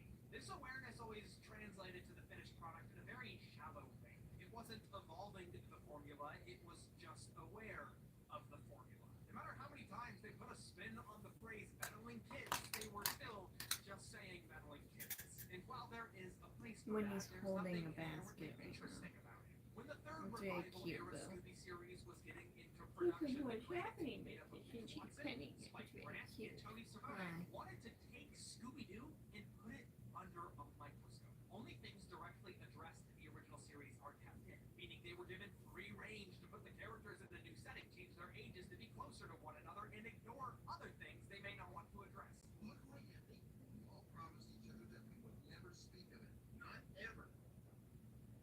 It took the concept of 4 teenagers and their talking dog going around solving mysteries, broke it down, and built it back up in a more emotionally grounded reality. However, it also celebrates the true absurdity of the concept. It takes the best parts of Scooby-Doo and makes them better. Mystery Inc. premiered on April 5th, 2010, and a lot of people didn't really know what to think of it at first. They felt that the new spins on the characters were a little strange and their interpersonal relationships were a little too... But as time has gone on, more and more people have discovered it, and more people have realized that it's incredible. The show takes place in the early days of the gang as they're still hanging around their hometown, Crystal Cove. This isn't an origin This is story. very They haven't me just in solved 8th grade and 9th grade. their traps fail. I They look like actually me go to high school, and their parents a are handful of questioning years their ago. strange obsession with solving mysteries and catching bad guys. We're just solving mysteries. All the kids are telling us, no, they're not. While each episode usually features a monster of the week to capture, the monsters are actually a beloved part of the Crystal Cove community and a big draw for tourists. So their mystery solving is often discouraged by the town's authorities because it's seen as bad for monsters are interrupting business. Alongside this is an overarching series-long mystery involving the history of town, a real paranormal threat, and another group called Mystery Incorporated who solved mysteries 20 years before our day. What's New Scooby-Doo, the series we're looking at next, is kind of a respectful parody of Scooby-Doo. Like, oh god, Velma losing her glasses? That's never happened. It explores the characters horizontally. It adds new character traits in order to create new one-off jokes, newer than the original versions, but it's not really interested in exploring the characters. However, Mystery Inc. explores the characters vertically. It expands on the traits you already know and love and grounds them a little bit more. It rises above the series tropes to explore them more interesting. In fact, a lot of the familiar phrases you want to hear only show up once throughout the entire series, so when they choose to use it, it has a big impact. Scooby-Doo, where are you? For the first time ever, a lot of the show's focus is put on Fred. He's kind of the primary protagonist in the show, and he is so much more interesting than he has ever been. He's beyond dedicated to solving mysteries and his friends, almost to the point of a blissful delusion. You know, Shag, when we all graduate from high school and move in together, we can get a room just like this. He's also obsessed with the construction and history of trap making. Thank To you. an absurd And point I think of that was obsession. Of course he is. I mean, how else would he do what he did in the original series? His Rube Goldberg traps are as elaborate as they've ever been and wildly creative. Well, this may seem very out there. The way it affects his relationships would be the same for any obsession he could have. This is just fun. He may even be my favorite character. He's just so silly and sweet and a total goober. Daphne is kind of the black sheep in her family. She's still loved, but her sisters are super successful and she's just not there yet. Before the series begins, she realizes she has feelings for Fred, but Fred is in his own awkward, emotionally distant man world to recognize her as a romantic interest. Could be a clue. Good work, Daphne. Thanks, Fred. But she's not a pushover. She gets fed up with Fred, and when she's treated unfairly, she doesn't put up with anyone. She pushes back. She's also very useful within the group itself. At the beginning of the series, Shaggy and Velma are dating, secretly. Velma, being as smart as she is, gets frustrated with Shaggy's unhealthy diet, his slacker, carefree attitude, and his inability to tell the gang, specifically Scooby, about their relationship. Velma has a very short fuse, like a lot of gifted teenagers do. She's fed up and hasn't yet developed the patience to deal with people in a more appropriate manner. Shaggy and Scooby are a lot less fearful here. While they are scared in the beginning of the series, getting over their fear is a part of their character arc. And then there's Scooby. Scooby has always been my least favorite part of Scooby-Doo. While he's fun and can be cute, I feel like they lean on him a little too heavily for the comedy. But Mystery Incorporated makes him cuter and balances the comedy with the new versions of the characters who all offer a different style of humor. When he's scared, he doesn't just run away, but he ducks and hides and calls out for Shaggy's help. I kind of get upset when I see Scooby in danger because I just keep thinking about my own pet. He's also smarter. At first, he's kind of worried about his perception as a sidekick, because Velma calls him that out of frustration, but he actually contributes to the team. Although I like this iteration more, I do have trouble buying into Scooby's more sincere moments, because at the end of the day, he's still just Scooby-Doo, and it's harder to see him as a unique character. That's not the show's fault, however.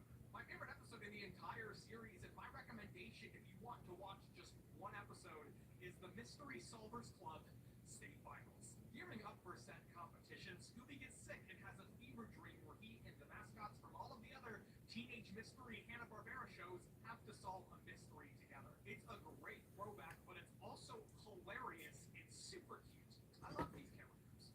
Their relationships are messy. I find myself being frustrated by their choices. They're interesting.